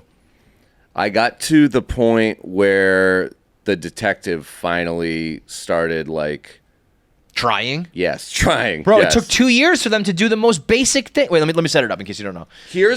I'm just saying for them. You If they set don't it know. up, and then I need to ask the $1 billion question. So this, and you might have, I had done like a 1 Minute Man video on this because like I saw it in the news. So I knew who did it and what happened, and I still was like, holy fucking shit. So this girl, 13-year-old girl in Michigan, this is 2022, I think, maybe 20, leading up to 2022. So I guess 21 and 20. For 20 months, almost 2 years, received thousands of text messages harassing her from a fake number, being like, you're a little anorexic ass, no one's ever gonna love you, fuck you, your boyfriend wants me, his dick, my pussy, his fingers, my pussy, kill yourself, all this shit for like hundreds of messages a day for almost 2 years. And they finally go to because they have these apps that allow you to use a fake number. So you can text through your phone, but it'll pop up as someone else's number. You can call and text as an anonymous person. A detective finally said, let's go to that company. And they just looked at the IP addresses, and then they can find out who the original phone was connected to. And it turns out to be the girl's own mother, who was lying about she didn't have a job. She told her husband she was working 2 jobs, had been out of work for years. They had to move 4 different times because they were like in foreclosure because she just wasn't paying the mortgage because she was lying about money. And so she spent like 8 hours a day, every day, hate texting and harassing her own daughter for 2 years. Being like, it said, kill yourself. Kill yourself, you anorexic bitch. Like your boyfriend wants to I want to suck his dick and like he's going to let me. Tried to pin it on a different girl who like she ended up getting harassed, and it was their own mother, and the mother is in the doc. Dude, that's what I was just gonna say. So it starts out like, here's the mom of the boyfriend. Yes. Here's the mom of the girl. Yes. And she's like, so when it first began, and it's like a confessional like any other doc, and then it's her. And so when it came on, I knew it was the mom because I had seen the story, and I was like, well, wait, that must be like a different girl's mom. It can't be her. The mom did it, And she went to jail for 19 months and she was out. So she's out already and she's on the dock. And I don't think you've gotten to it yet. Her, like, defense. I mean, I actually think it's genuinely the craziest thing I've ever watched on television because first of all, there's body cam footage of the cop when the reveal happens, which is insane. Oh. I was watching it going, is this going to happen? I'm looking around the room and going, are they really going to show this? Are we going to see the moment? And the daughter is sitting there. They do a horrible job explaining it, by the way. They don't just say like, hey, we figured out it's your mom. The guy's like, we did some tracking and we discovered that your mom's devices were the number. Like, it was kind of like convoluted. And it's a 13-year-old girl. She's probably scared. She was sort of like, she didn't react. They weren't like, hey, we found out who's harassing you. It's your mom. So it was a little convoluted, and then the dad comes in, and the dad's asking more about her jobs than anything. Like, he's not even, like, hugging his daughter. She gets up, and she's, like, hugging her daughter, being like, I need to be with her right now. And it's like, you're the fucking culp. It was one of the craziest things I've ever watched. And then her defense, she's like, she claims that she didn't start the messaging, that someone else did. And then she took it over. She took it over because she wanted to figure out who it was. So she needed to like keep it going to figure out who the original person was. And then eventually she kind of just breaks down and she's like, it was a way for me to escape my own life by like doing this. And then at the very end, she says, I think when she was a younger girl, she was assaulted. She was like raped or something, which is very terrible and I'm sure fucks you up in a lot of ways. But she kept talking about like, I needed to protect her. It's like, you need to protect your kids from things like this. And they say to her, like, you told her to kill yourself. And she was like, I knew she wasn't going to really do that. Bro. Oh my God. It was. And then they were like, you said she was anorexic. And they were like, and you hear the producer be like, do you think you were projecting? Like, maybe you have those problems? She was like, I am anorexic. I don't eat. So maybe that was it. It was like, truly the craziest shit I've ever heard. And then the most heartbreaking part is the daughter is like, I just love my mom. Like, I don't want to live my life without my mom. And I know what she did, but I love her more than anything in this world. And I'm like looking forward to having a relationship with her when she gets out. And then she got out of jail, but she was not allowed to see her yet. But they were texting. They showed text messages between the two being like, hi, honey bunny. Like, miss you so much. Can't wait to see you. And then I read some headline or some tweet or something that said, since the doc has come out, the daughter has like reconsidered. I think a bunch of people were like, stay the fuck away from her. But like, you can tell this girl just like wants to have a mom. Yeah. And it's like, you just took away, you took yourself away from your kid. Like, dude. I mean, the kid is so fucked. Like, you can just see, like, she's totally like disassociating. Like, she's like not there. Do you get it? Because I'm sure you like put up walls where you're like defending it or something. Dude, so I fell asleep halfway through. I was going to finish it tonight. And I thought the exact same thing. I'm like, who's it going to be? And I'm like looking at the people that are in the dock, and I'm like, okay, it can't be her. It would be really fucked up if it was the mom, but it's not the mom because she's in the dock. Yeah. And it's fucking her. Dude, It's 'Cause fucking her. So Bree sent the text, and Bree was like, "It's the most fucked up thing you've seen in a while." And then my sister said the same thing, and she was like, it's really buzzing you right need now. to watch this doc. Dude, she got 19 months. Like, and I get you can't. There has to just be like standards to stuff. It's like you didn't physically harm her, you didn't kill anybody, but like that person needs to be locked away for life. What I kept wondering though, and I was like, what the fuck? Why didn't they just change your number? That was. But like, now it makes sense. But how come like the dad? Somebody they said at one point like we talked about that, but it was there was two things. Yeah, the mom was like. We needed to. Yeah, we wanted We to knew it crack was someone the case. close to Yes. her, so we needed to figure out who it was. It's like, just change your fucking number, dude. Everybody, and well, she shouldn't have to do that. What about her friends? Like, I don't know. Just text your friends. Here's my new number. Yeah. That's fucking it, man. I've thought about doing that kind of shit when I have people that like I want to cut out of my life. Let alone if someone was like Dude. harassing. I mean, it's truly one of the saddest things ever, and I don't want to like analyze too much because just whatever footage you've seen, but like the dad was not like, oh my God, like Poor daughter. Yeah, he was right away just arguing with the mom. So you've been lying to me about your job. You've been lying to me about the bills. It's like, those are important, but Right. a distant second to your daughter's like psyche. He didn't like hug her. He was like, you need to leave right now because if like I will do something bad. Like he was basically like, I will fucking kill you if I'm left alone. The cops just left. The cops were like, okay, God. we'll be back. But like just unveiled, the mom was harassing the daughter, and now they're all in a room together. There's a chance she kills them to try to get off the hook. There's a chance he kills the mom because he's so mad. There's a chance the daughter snaps and kills everybody. Like the cops just dropped a bomb and we're like, see ya. It's I mean, I exaggerate a lot, and there's been a lot of crazy true crime stuff, but the fact that they have the body cam footage, they have the mom in the dock, and then you hear her try to defend it, it's one of the most, it's fascinating, and I loved it as like a viewer, but there was probably like 5-6 moments throughout it that I was like, this should not be on television. This should not, really- this little girl, even like, you can tell that there's a scene where they put up a graphic with the texts, and she's sitting on her bed like this, texting. And you can tell that the producers were like, okay, we need to stage you texting, so we'll put up the, you know what I mean? Yeah. And it's almost like you're acting in your own snuff film. Yeah. And then, you know, it's out there, the boyfriend's in it. I'm sure they're kind of like, hey, have you seen my documentary? It's like, you guys should be in therapy. You shouldn't be like on blast like this. It But is- my God, is it good entertainment. Yeah, that's like I feel like a good example of like if you're in a bad relationship and like you're in that like you're justifying certain things, being like, no, I'm being dramatic. It's not actually that. Like you can justify anything in the moment. But I also understand, like, if you're just like, do you want to not have a mother or try to like work through this with Yeah. her? I could see a lot of kids being like, I want to have a mom. Yeah. If as an adult, I'd be like, get the fuck out of here. But that's where I thought that there needed to be like moms and aunts and uncles or something that'd be like, we will take care of you. Don't worry. Like It's the sickest thing I've ever heard. psychotic. I mean, you know, it's not one of those things where like you can't understand until you have a kid because this is so blatant. But like, I literally could not wrap my head around doing that to my kid.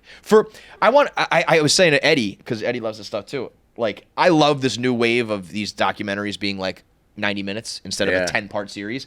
I need like 100-part series on this because were they like at nighttime they would just like sit down and do like movie night, Yeah, and you're just like, fuck you whore. Yeah, hey, let's yeah. watch the new episode of Love Island or what? Like, Dude, what? yeah, Like, what you're was right. going on? And just like, here's lunch.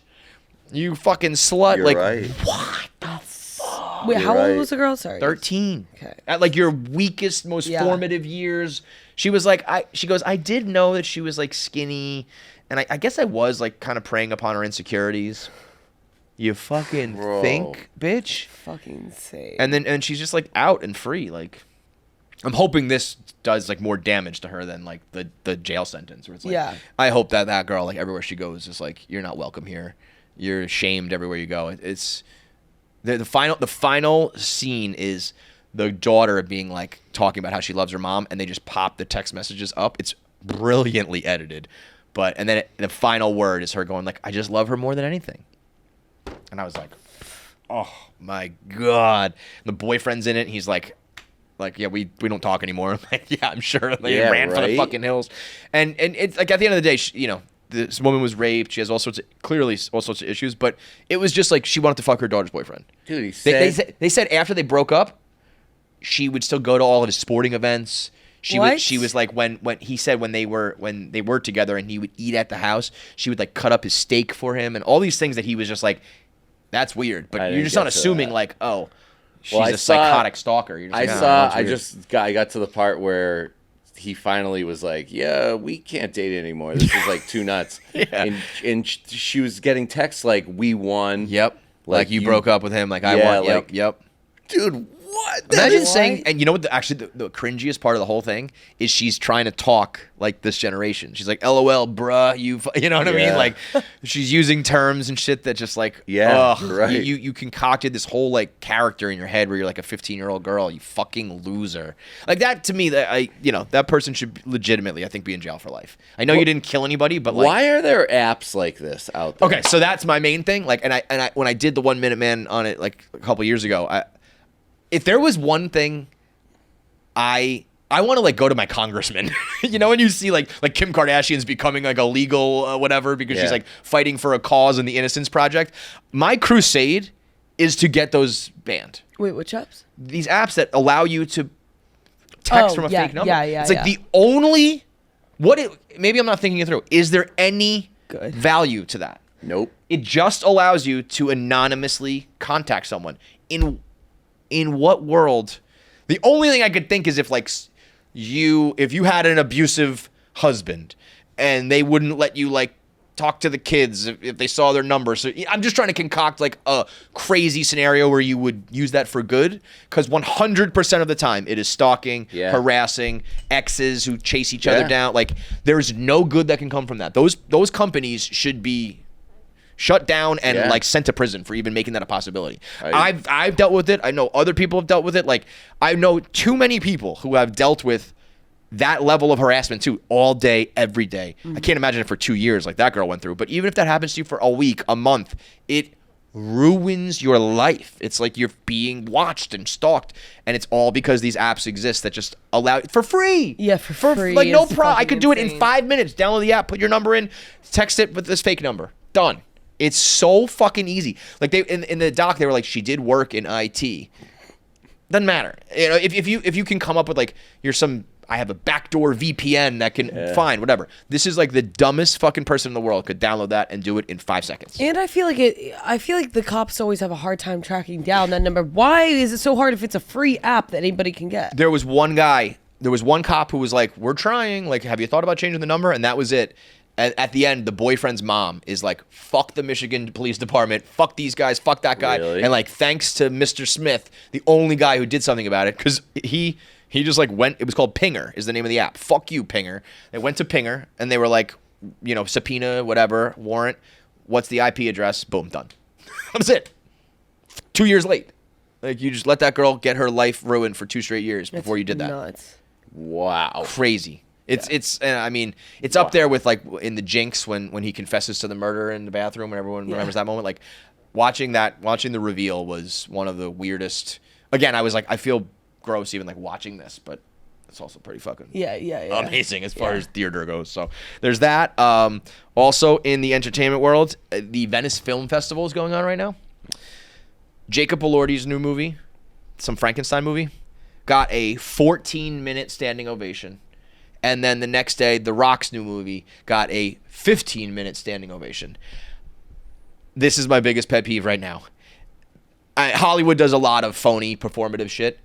A 15-minute standing ovation is the silliest thing I've ever heard of in my life. Is it seriously like minutes 1 through 15 people are standing up clapping? That's a long time. Bro, I said in my video, I said stand up and clap for 60 seconds. And by the time you get to 45 seconds, you'd be like, what are we doing here? Do that for 15 minutes. That's like, ridiculous. are they so... I feel like after a while... When you think about how... Okay, Jackie has graduated. You would clap for like That's it. Like 6 seconds. Yeah. 15 minutes. I'd be dying laughing. I would be fucking hysterical. But the craziest thing Like, is I can't believe the this is Rock still is going. the Rock is crying. Everyone's like, What is his movie about? I know that the one you're talking about, the other one's Dr. Frankenstein, right? yeah. This one is called The Smashing Machine. It's like a true story about an MMA, like an early MMA guy who like I think he like risks it all and whatever. Okay. It is supposed to be good, and a lot of people are saying it's The Rock's like first like real acting job. Yep. So I don't doubt that these movies are going to be good. But I mean, come on, like, and you know, there's a couple real ones in the audience who are like, "Are we fucking done here?" But you like have to do it because you can't be the asshole who's not. There was one guy in the audience who went, "If you smell what the Rock is cooking," which was funny because everyone else is like a stuffy Hollywood asshole. But there is nothing in this world worth a 15-minute standing ovation. That's Nothing. There's no way. Minutes. Like after minute like 5, I just After like 40 full seconds of just clapping. yeah. It's like it's the same thing as like when people are like it's so easy, just exercise for like 5 minutes a day. It's like, well, if you just do push-ups for 5 straight minutes, you're gonna be tired. Clapping for that long, and they're just like, oh yeah, I would be like, sit down, sit the fuck down. It's just a movie about an MMA fighter. Exactly. I said unless there was a story like the someone on the crew like died in the middle of filming it, or there's some like emotional backstory. It's a story about like a school shooting or something. This is just a fucking movie. Yeah. Crazy. It's a Frankenstein movie. We're doing 14 minutes of crying. If I was there, I think I would be yelling at him, stop, enough. Like, we can't do this. It is a joke, man. There's also the Polish CEO who stole the hat from the kid at the US Open. Did you see that? I heard about this. So this guy giving out swag, and this guy grabs it from the kid, like blatantly grabs the hat, turns. The kid's like, "What the fuck, man? I'm a kid." And even it's not the guy can't even claim like I didn't see you, because at one point I think he takes the kid's Sharpie as well, gets an autograph, and then gives the kid the Sharpie back. No So way. it's not like, oh, I didn't even see him there. He's like ignoring him, and then he's like, "Here's your fucking marker back." The internet does what the internet does. They dig this guy up. He's a Polish CEO. He owns a paving company in Poland worth millions, and they are now like eradicating him and his company. And this kind of goes hand in hand with another story from the weekend. I'm interested to hear where you're saying on this. Some dude went up to the Mavericks GM, Nico Harrison. He's at dinner at like a bar. Oh no. Open air. Like he's sitting by the windows of a bar, but they're open. So you can just reach him from the sidewalk, you know? And this guy walks up and he's like, hey, Nico, Mavs fan. Like shakes his hand. He's like, just want to let you know everybody still fucking hates you. Jesus. And he walks away. And I posted it being like, this is fucking lame. Like, yes, worst trade in NBA history, fucked up the franchise. You can't go up to a guy when he's with his family out on the street and do that. The response I got on that video was like, you're out of your mind. That guy's awesome. Are you kidding me? Like, almost unanimously, people being like, are you crazy? You're so out of touch. That was awesome. President of the Mavs fan club, mayor of Dallas. We love him. Fuck Nico. So those two things happened, and I was like, all right, this guy did a really shitty job, but he's still just like a person, right? Right. This Polish guy, at least, you're a blatant asshole if you do that to a kid. I'm not saying you're not the mom texting his daughter, but you're like, you at least did something shitty on camera to a child that you deserve to be like shamed. What I can't get down with is the internet's crusades, like the internet going after Nico Harrison like this, being like, that was awesome, or in this case, even the astronomer CEO stuff, like, okay, yeah, this is bad behavior caught on camera. But when you start to fuck with someone's job and a company and the people who work there, it's like, oh, yeah, my paving company now has 1 billion bad reviews on Yelp, and we just, like, lost all our business. So the Joe Schmo who, like, just works the desk there is, like, out of a job. Affecting them. Or, like, you know, I have my stock options that we're about to cash in, and now, like, we just lost 50% of our value. Or whatever it is where it's like, and the internet doesn't really care. They're just doing it to do it, you know? It's like the kid, by the way, the kid met with the tennis star. He got to meet him, got all sorts of gear. Like, he ended up totally fine. But now we're just going to ruin. And that guy, like, fuck that guy. He is a piece of shit. If you do that to a kid, like, you're probably a bad person in general. But I don't know. You start going after, like, that guy's been building that company for 20 years or some shit. The crusades the internet go on, I think, are just a little too much. People definitely don't take into account any of that. They just want the guy to be, you know, the one guy. The thing that I'm, like, confused by is, do people think, like, Nico Harrison was just out there doing whatever he wants, Operating on his own, like it's not dude, like the he's ownership. he takes orders, man. Right. Like, You think everyone- he did that without talking to the owners of the fucking team? Yeah, You think man. that wasn't just a mandate from above? And I do think there was some corrupt shit going on, but I don't think it was his call. You're the fucking scapegoat, Right. man. That you're getting paid what you get paid so that you can do the things no one else wants to do. To be the which lightning is- rod, to get beat up. Yes. They said the same thing about Goodell. Like, why does he make like $50 million? Because he Because takes the- all the heat all the Yes, time. dude. Yeah, He- that's what's crazy. And also, let's say that's not true. Let's say he like acted alone. If you're at He's out of a job then. He's not. But no, but I'm saying like, let's say he's just the villain somehow, right? If I'm at a game and I see him, you're at like a fan fest, yeah. basketball, Mavericks related. Right. We're taking questions from fans. Yeah, the fans are pissed. Fuck you. Right. You're on the radio and someone calls in. I'm just at dinner with my family. Yeah, Like it's even fucked. if it was Nico like alone, but it's like he's got like wife and kids there, and they're like, "Hey, Dad, why did that guy say that he fucking hates you?" Like I don't know. Fucked, man. And I said, like, listen, maybe I'm wrong. Maybe I'm old and washed up, and like that generation thinks that's cool or funny. Like, and people are like, oh, you're telling me you wouldn't go up to like the owner, the Wilpons, the owner of the Mets, and say that? Like, no, I just wouldn't. I just wouldn't do that. Right. Not when I was 25. Not when I'm 45. I've said, I'll say it on Twitter. I'll say it on my podcast. I've said horrible things. I want you to get hurt. I want you to die. I wish you and your family terrible. All this performative, ridiculous stuff. If they walked in the room, I'd be like, nice to meet you. Right. And maybe I'm a pussy or a flip flop. That's not cool either. But I just wouldn't go up to someone in front of their family in public and be like, fuck you. People got so comfortable with Mm-hmm. just saying whatever they want and expecting people not to like feel anything about it. Yeah. It's and I know it wild, kind of goes dude. the other direction where people are like, oh, these CEOs do whatever they want and don't take our feelings into account. I'm like, all right, I get that. You know, the fucking guy who got shot, people were loving that.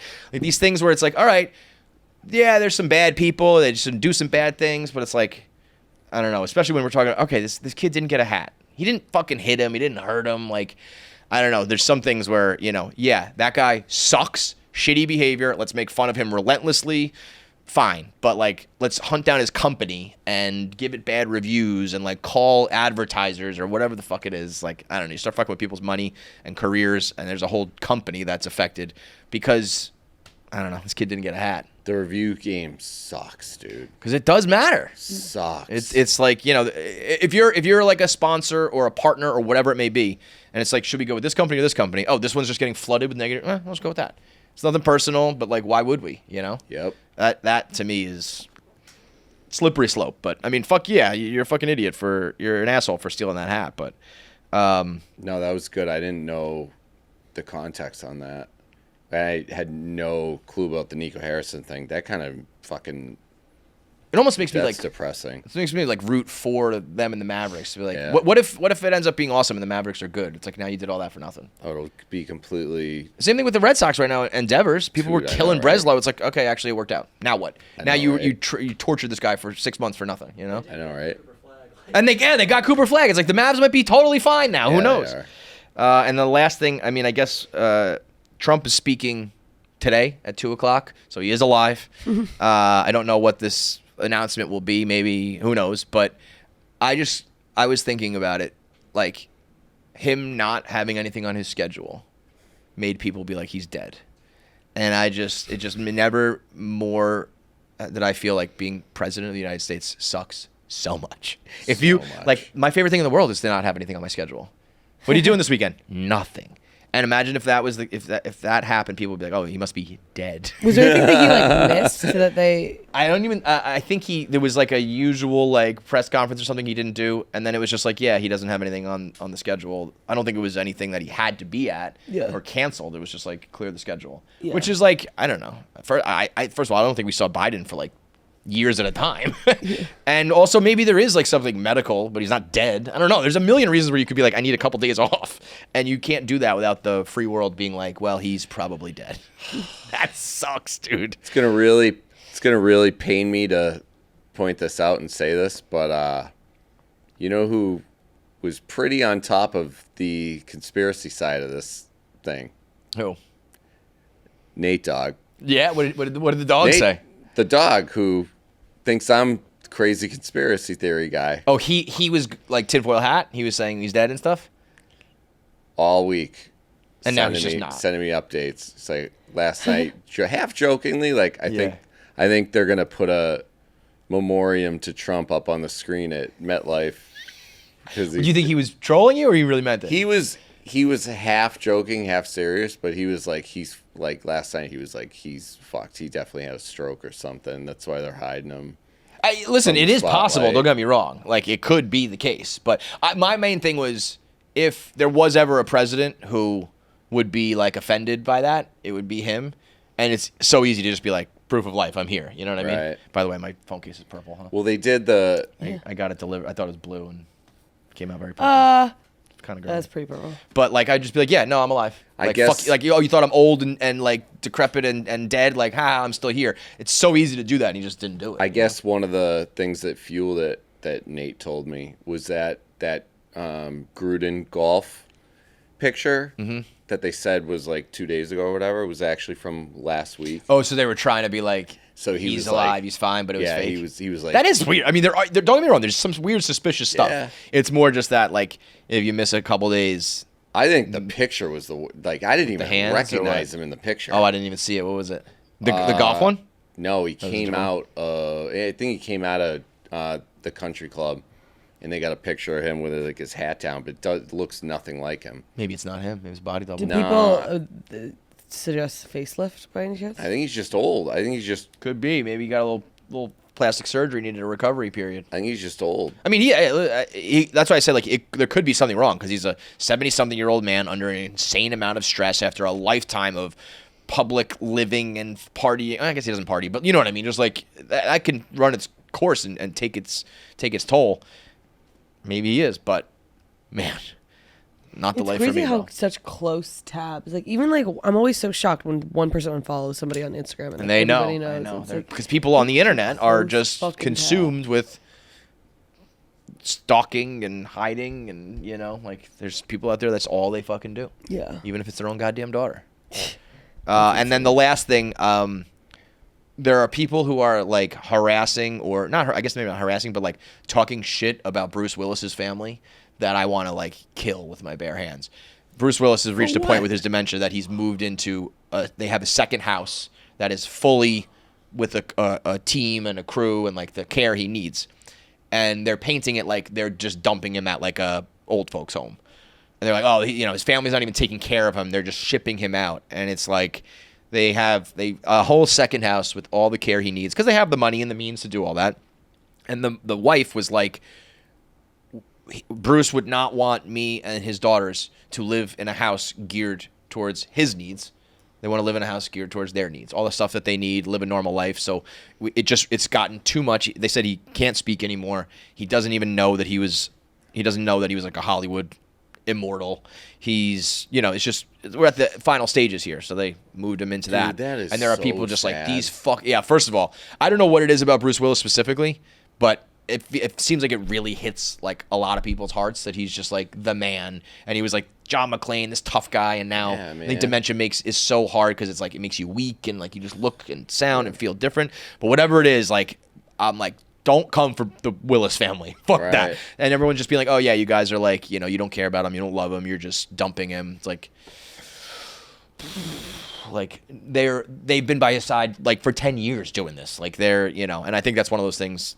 Until you've like dealt with a family member who has that, you really can't understand what it's like. I can't even imagine how hard that is to be like, hey dad, don't know who he is. Hey, you're diehard. What are you talking about? So cruel. And he can't speak. They said he's fit, otherwise like physically in great shape, which is almost the worst because then you're in your brain like, I can't talk, I can't communicate, I can't do anything.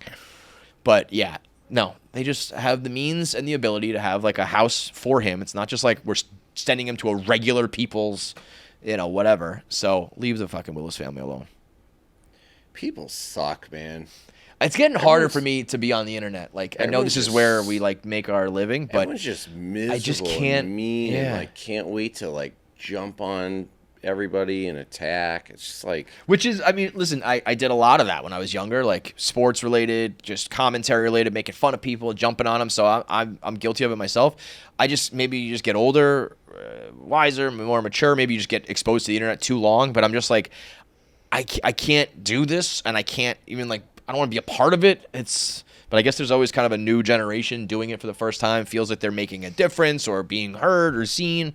But it is getting to a point where it's like the witch hunts and the anonymous attacking. And I guess that's kind of the theme of all this. The mom, Nico Harrison, the Bruce Willis people, even the Trump people like speculating. Like, I don't know, give it a couple days. Maybe it pops up and there's nothing there. And instead we don't need to be in a hysteria for a week. I don't know. It's all just getting kind of out of control. Were we like shit? I mean, I know we were like punks growing up. Like, we used to do like just dumb shit that I look back on and I'm embarrassed by now. But were we ever like shitty people, like bad people? Yeah. Like, I mean, I'm sure there are people who think some of the stuff we said and did in the early days of Barstool were over the line and shitty. And they're probably right. I feel like, there's the intent thing always matters. Like, I was trying to be funny and edgy and somebody got caught in the crosshairs. That sucks. And then as you get older, it's like, I don't know, find a way to be funny and entertaining without doing that to people, Yeah. But I do think there's a difference between like, I'm trying to be funny versus like, yeah, no, I'm after you, Like, I'm trying to picture in what world I would ever walk up to somebody in that scenario that you said and say that just in regular life, never mind like on camera to then right. broadcast out. Like, right. I was always, I still am. I'm terrified of my parents. Mm-hmm. Terrified. Mm-hmm. And like something would just go through my mind before that thought even like finished processing. Like, what are my parents going to say? My parents what are they going to do? Fucking murder me. Right. And be so disappointed in me, I would never be able to live with the guilt. But so okay, look at like this fucking family in that doc. It's like that girl, her mom is being an internet weirdo. Like when you're young enough that like the internet is all you've ever known, Like if I ever said to my mom like, "Oh, I was just saying that like to get followers on the internet," she'd be like, "What the fuck are you talking about?" But if your mom is like out here trying to get her own followers and trying to be her own thing, it's like the internet has just taken over everybody's life, not just the young people.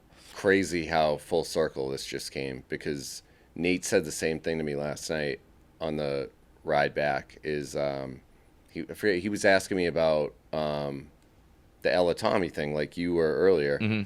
and I said same thing. I go, they were cruising until the whole Nikki Smokes thing happened at the beach, and then Ella got so rattled by what people are tweets going to say and shit, yeah. and I was like, no, I mean, dude, this girl, I thought, like, was just a nut job who gave no fucks about anything.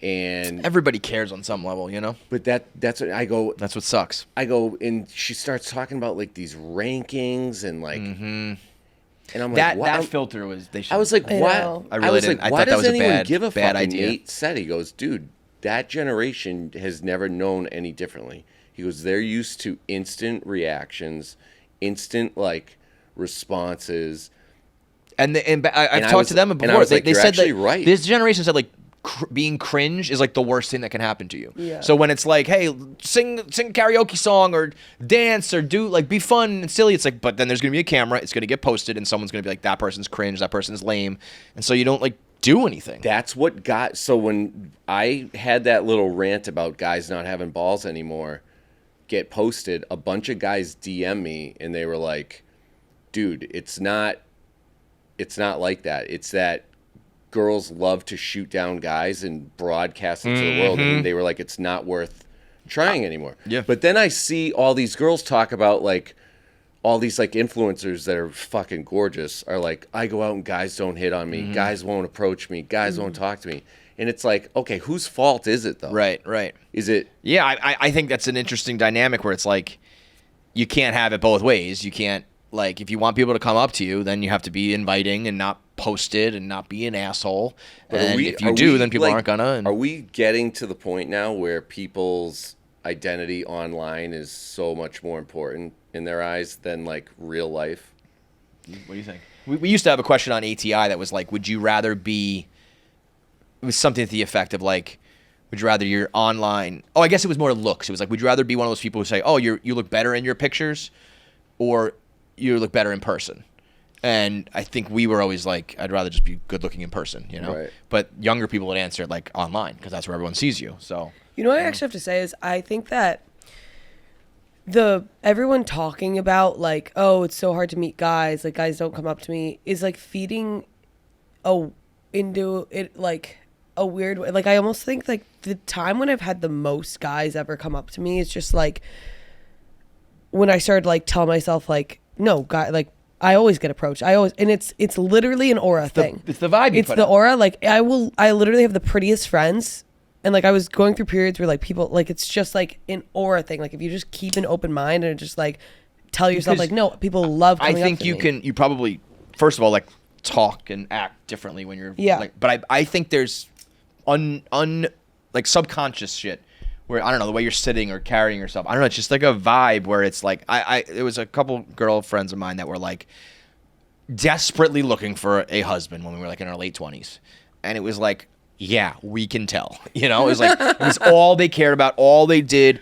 They were picky, they were rude, they were just like it was too much, you know? And it was the girl who was just like, yeah, I'll have another shot or like whatever, dressed however, that was like getting all the attention. Yeah. And like it's anything in life though, it's like when you're trying too hard to land your favorite job, when you're trying too hard to whatever, it's like once you relax a little, and then especially something like that where you just like start acting like it, like guys would love me, I'm the best, whatever. Well, I feel like it's like it's even very obvious understanding that like everyone just doesn't want to get rejected in life. Like we're just all trying to go around and like not get rejected. So then when you think about like a guy, just like it's not that you're not pretty enough to approach, it's just like they just don't want to get rejected. So it's like once you start kind of understanding like it's not personal, it's not about you, then like it's a lot easier. I feel like it's so much easier. You just like you have like a more approachable. Yeah, I mean aura. it's so hard to go up to a stranger and be like, oh, yeah. Hi, I like the way you look, and I would like to get you to know you more, and maybe like there's something there, and then someone's like, you're ugly, get out of here. Yeah. The fact that we ever did it like a second time, let alone a millionth time, Dude, you know. Yeah. So yeah, when you think of it like that, and I feel like the narrative now is like, oh, guys don't approach like girls, you know, like it's so hard out here. But then I feel like that just feeds more into like it's all a self-fulfilling prophecy where it's like, so. And that's it's I think that's part of the problem with the apps is like you don't have to deal with rejection or in person, so you just blanket throw it out there, and then I'll fuck you and throw you back in because I'm going to get right back on the app again. It used to be like you had to cultivate a little, you put some time and effort into it. You have some emotion, you like each other, then you know, now it's just like you're just number 100,000 on an app. Yeah, you know? dude. You took months. But it was like fun. You're like getting like good reactions on the text. You're like crafting funny texts. Yeah. Then you do a little sexting. It's like a whole courtship process that's, you know, hey, you want to fuck? Like that's it. Like your opening line is like, you know, go 0 to 1,000. It's crazy. One last thing. What do you think of Anne Hathaway? So hot. So hot. Did you always think that? Yeah, I actually. You were an OG? I saw her at. Oh God, this is gonna date me. I think Butter. The place? Yeah, Here. Here, Yeah. used to be a club a long time ago. Yeah. I saw her in person when she like first became a movie star. I don't even know a movie, and I was like, oh my God, beautiful. That's I mean, like there's no doubt that she's always been a very beautiful girl, but I feel like when you're younger, so I posted a video being like, when you're in your 30s to 40, like you have this realization, like, wait a minute, Anne Hathaway's so fucking sexy. Oh. And now, I mean, she's also has like aged like a fine wine, so yes, she's dude, no getting plastic hotter. surgery. Right. Well, I don't know. Recently, No, she but, like like debuted a new face, but like, yeah. But like, she she looked like doesn't a wear classic ton of beauty. makeup. Yeah, She's just like naturally beautiful. But she got hotter as time went on. And then I think as guys get older, they have some like epiphany that look is very beautiful. So she's twice as hot in real life. And then she's like 2 times more because guys just realize it. She's like 4 times hotter in our eyes. Agreed. I don't know what it is, but early on, Anne Hathaway was kind of like is she hot or not? And then when you get older, you're like, yeah. Blazing. I don't know. She's fucking amazing, dude. Blazing. She's also one of those people, even if you don't think it or whatever, if she were to walk in the room, you'd be like, oh my God, that woman is beautiful. Yeah. You know? Yeah. But there is something about older, later in life men that are like, maybe that's also part of it. Is as you get older, I don't know, realize things, view things differently. So maybe that's also part of the problem with your age. Like maybe all these guys, this whole dynamic about apps and dating and approaching people in person, maybe they'll be very different when they're 40 versus 25. I always think for some reason, like, I there's like 3 categories. There's hot, pretty, and beautiful. Mm-hmm.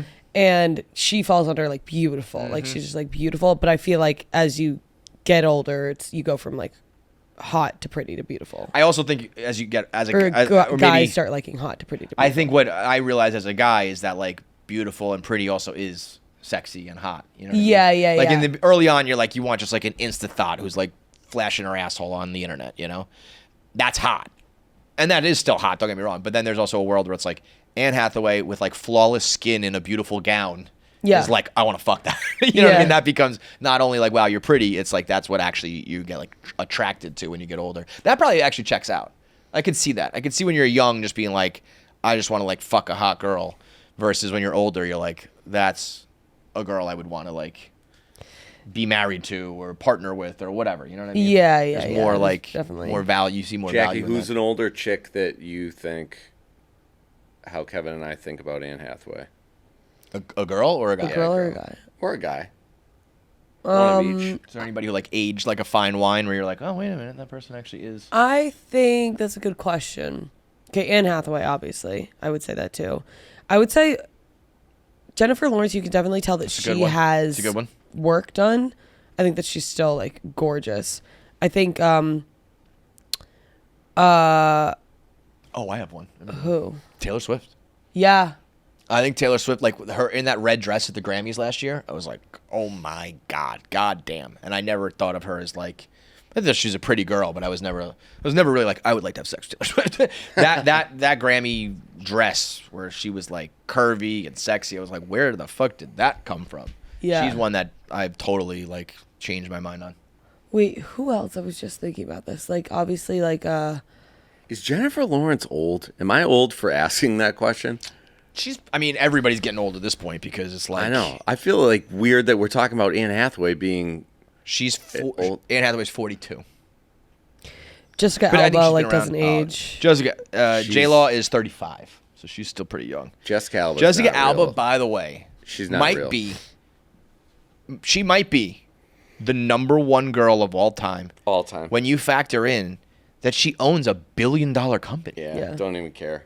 She could be $1 billion in debt and still. That's true too. But when you think about like, not to generalize here, but when you think about anybody who looks like that can just go ahead and find a billionaire guy and just True. ride that wave, and she just made her own company. True. Like the Rihannas of the world, the Jessica Albas of the world. It's like, no, I actually, did it all myself. Or I mean, I don't know if she did it herself, but the fact that there's like a business behind it and all True. that. She was not the best actress, but I remember being like, I don't fucking care. Did you ever watch early on? It was called Dark Angel, I think it was called. Fuck yeah, dude. Yeah, that's what it's called, It was right? on the WB, I think. It was so bad, and Yeah, I was tuned she in was, every she was night. running around in a Catwoman Yup, outfit the whole yup, time. yup. Yeah, unbelievable. I don't think I've ever actually seen Gal Gadot's acting for some reason. Like, I've always heard of it. I've never actually Good, watched. you're lucky.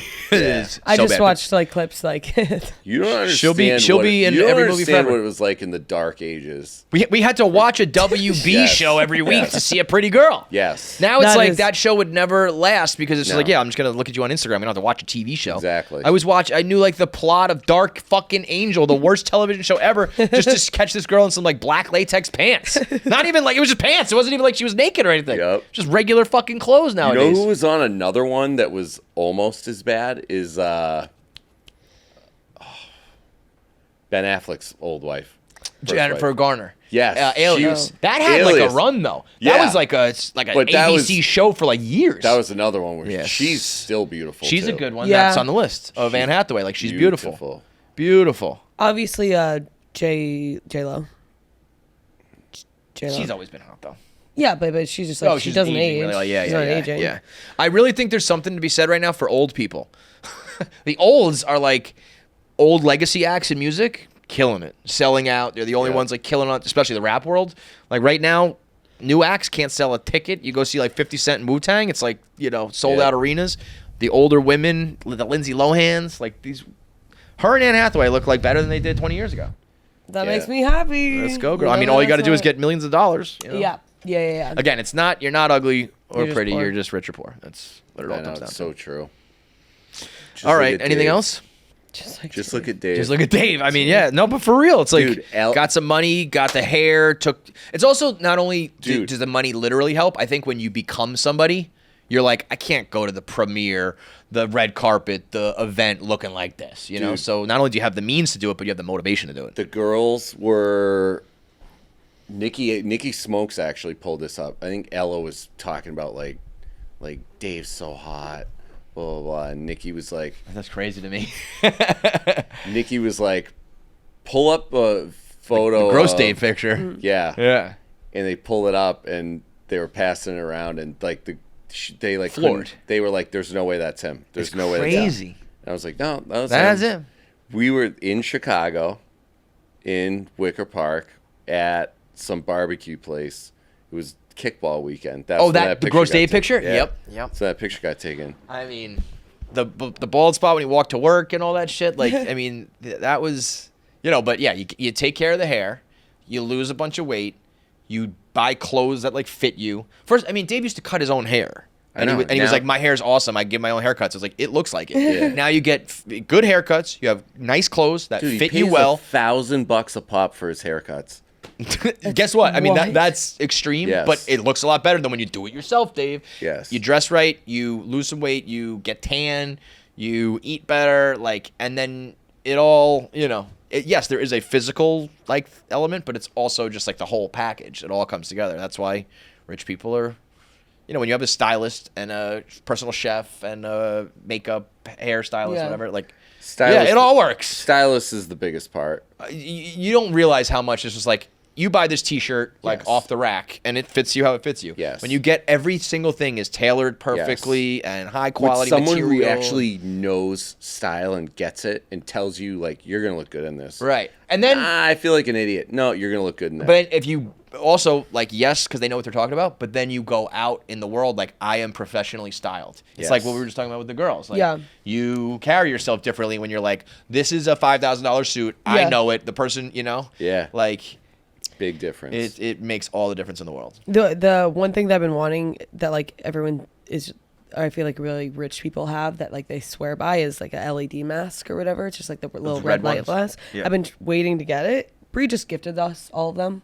Wow. Like she was like, "Oh yeah, I just got them for you guys because I thought it would be nice." Very nice. So now I have a red light mask. Thanks. Those Thanks, are Bree. very funny, by the way. You should do a whole podcast. She's for the everyone. fucking best, Yeah. man. Yeah, she's awesome. the best. She's She- the best. by the way, we just did an interview with her. Actually, has that come out yet? I don't think it has. No, We I should think put it's that coming out. out Thursday. She's on Special Forces, the reality show. I know.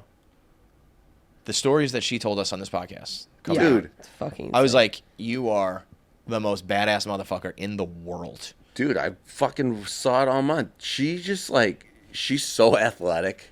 Even when she just stepped up for the 3-point contest, like, it's like, yeah, I can shoot threes. What? Yeah. That show, I saw a few from the last season. They do not take it easy on those people at all. Bro, I don't want to give away the stories. They're 'cause like I wanna chucking them out of helicopters and shit. yeah. Bro, like straight up torture. Like yeah, I what was they like, do I don't to know like if I would sign up terrorists. for that. I was like, But her and we also talked to Ravi Patel, who's on the show with her.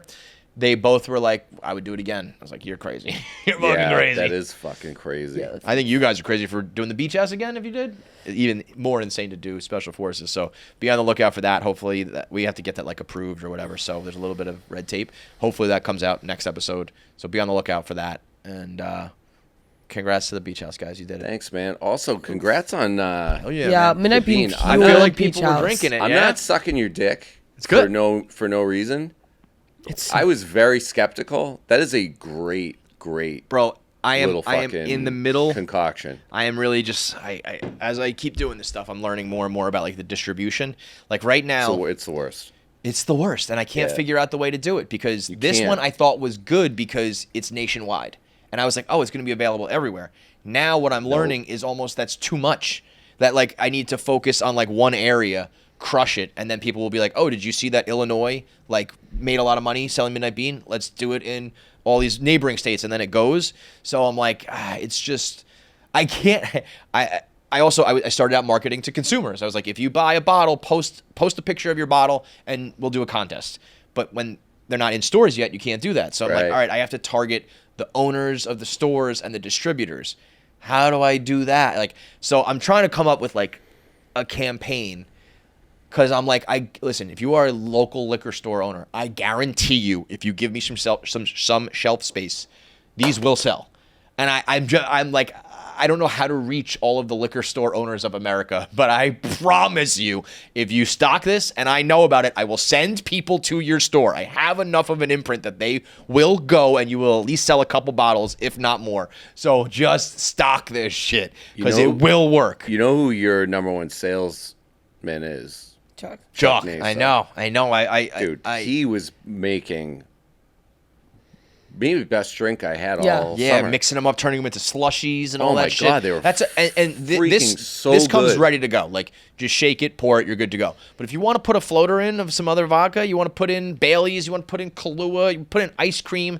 It's like a dessert. It's an after dinner drink. It's a pregame drink. It is. I'm hoping that because you can drink them all year round, but I do feel like it's a little more of a fall type of fall. But like winter, this, like being the slushies, like before going Oh, out, like so it would be a little caffeine. Yeah, They were you get so that. You get good. that vibe going. Like, Like, so it's good. not just a drink. It's like let's go get a martini. Let's have an espresso martini. It's like a Yeah. thing. You know, I just need everybody who tastes it likes it. Everybody is usually skeptical. They're like, it's not gonna be like a. No, it's you know, excellent. it's like a lot of people said to me, I can't tell the difference between this and like a bar made one, which is that's the goal.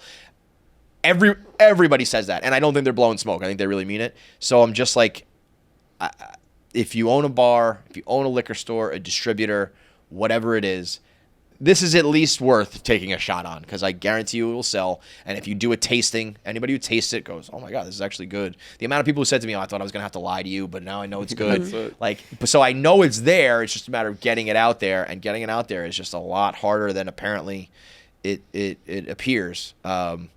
It sucks, man, because you got 50 different, completely different states who operate all on totally their different own from things. everyone else. Yeah, it's with the liquor game is not for the meek. I really thought that because espresso martinis in general were so popular, that owners would be like, "I'll take anything seltzer, anything Bro, espresso martini, give it to me." But apparently, it's harder than that. You gotta here's like what you don't understand. get in.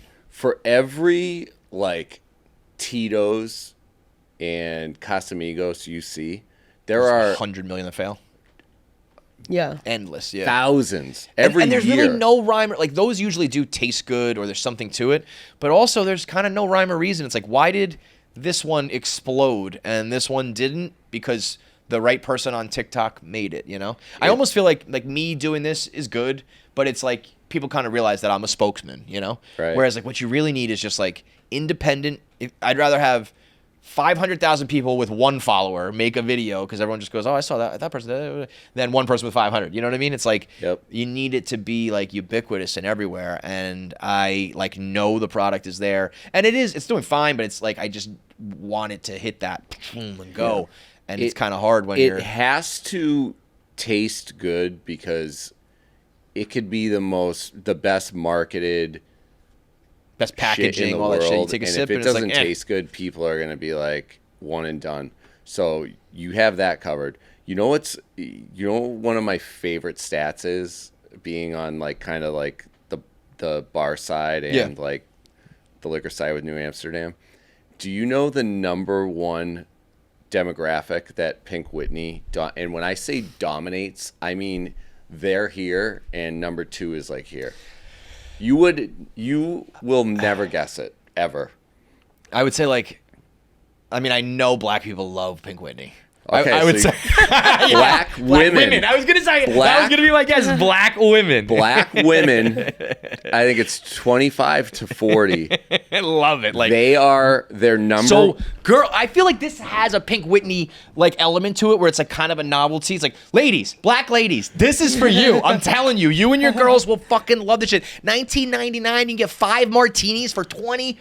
You can have it at home. You can make a slushie. Ladies' night, let's go. And they're black good. ladies would love Midnight Bean. And they're good. It's like, there's so many mix. Obviously, Owens does a phenomenal job, but you don't have the alcohol in them. It's good And to they're go. expensive. Owens is fucking expensive. This is $20 for a bottle with the vodka it's- in it. That's why I had low expectations. I was like, no one has ever done this right with the alcohol In mix. it. Yes. In a bottle. This is the one, bro. Right, This no, is like the it's- best one on the market. I've had Yeah. other ones. There's other good ones in terms of the taste and the foaming, where it like Yeah, consistency. You got a great product. There, Yeah. and I just like if I could get the right push or the right person or the right moment, I just know it will rip because it's not me, it's not even this. It's just espresso martinis. It's like.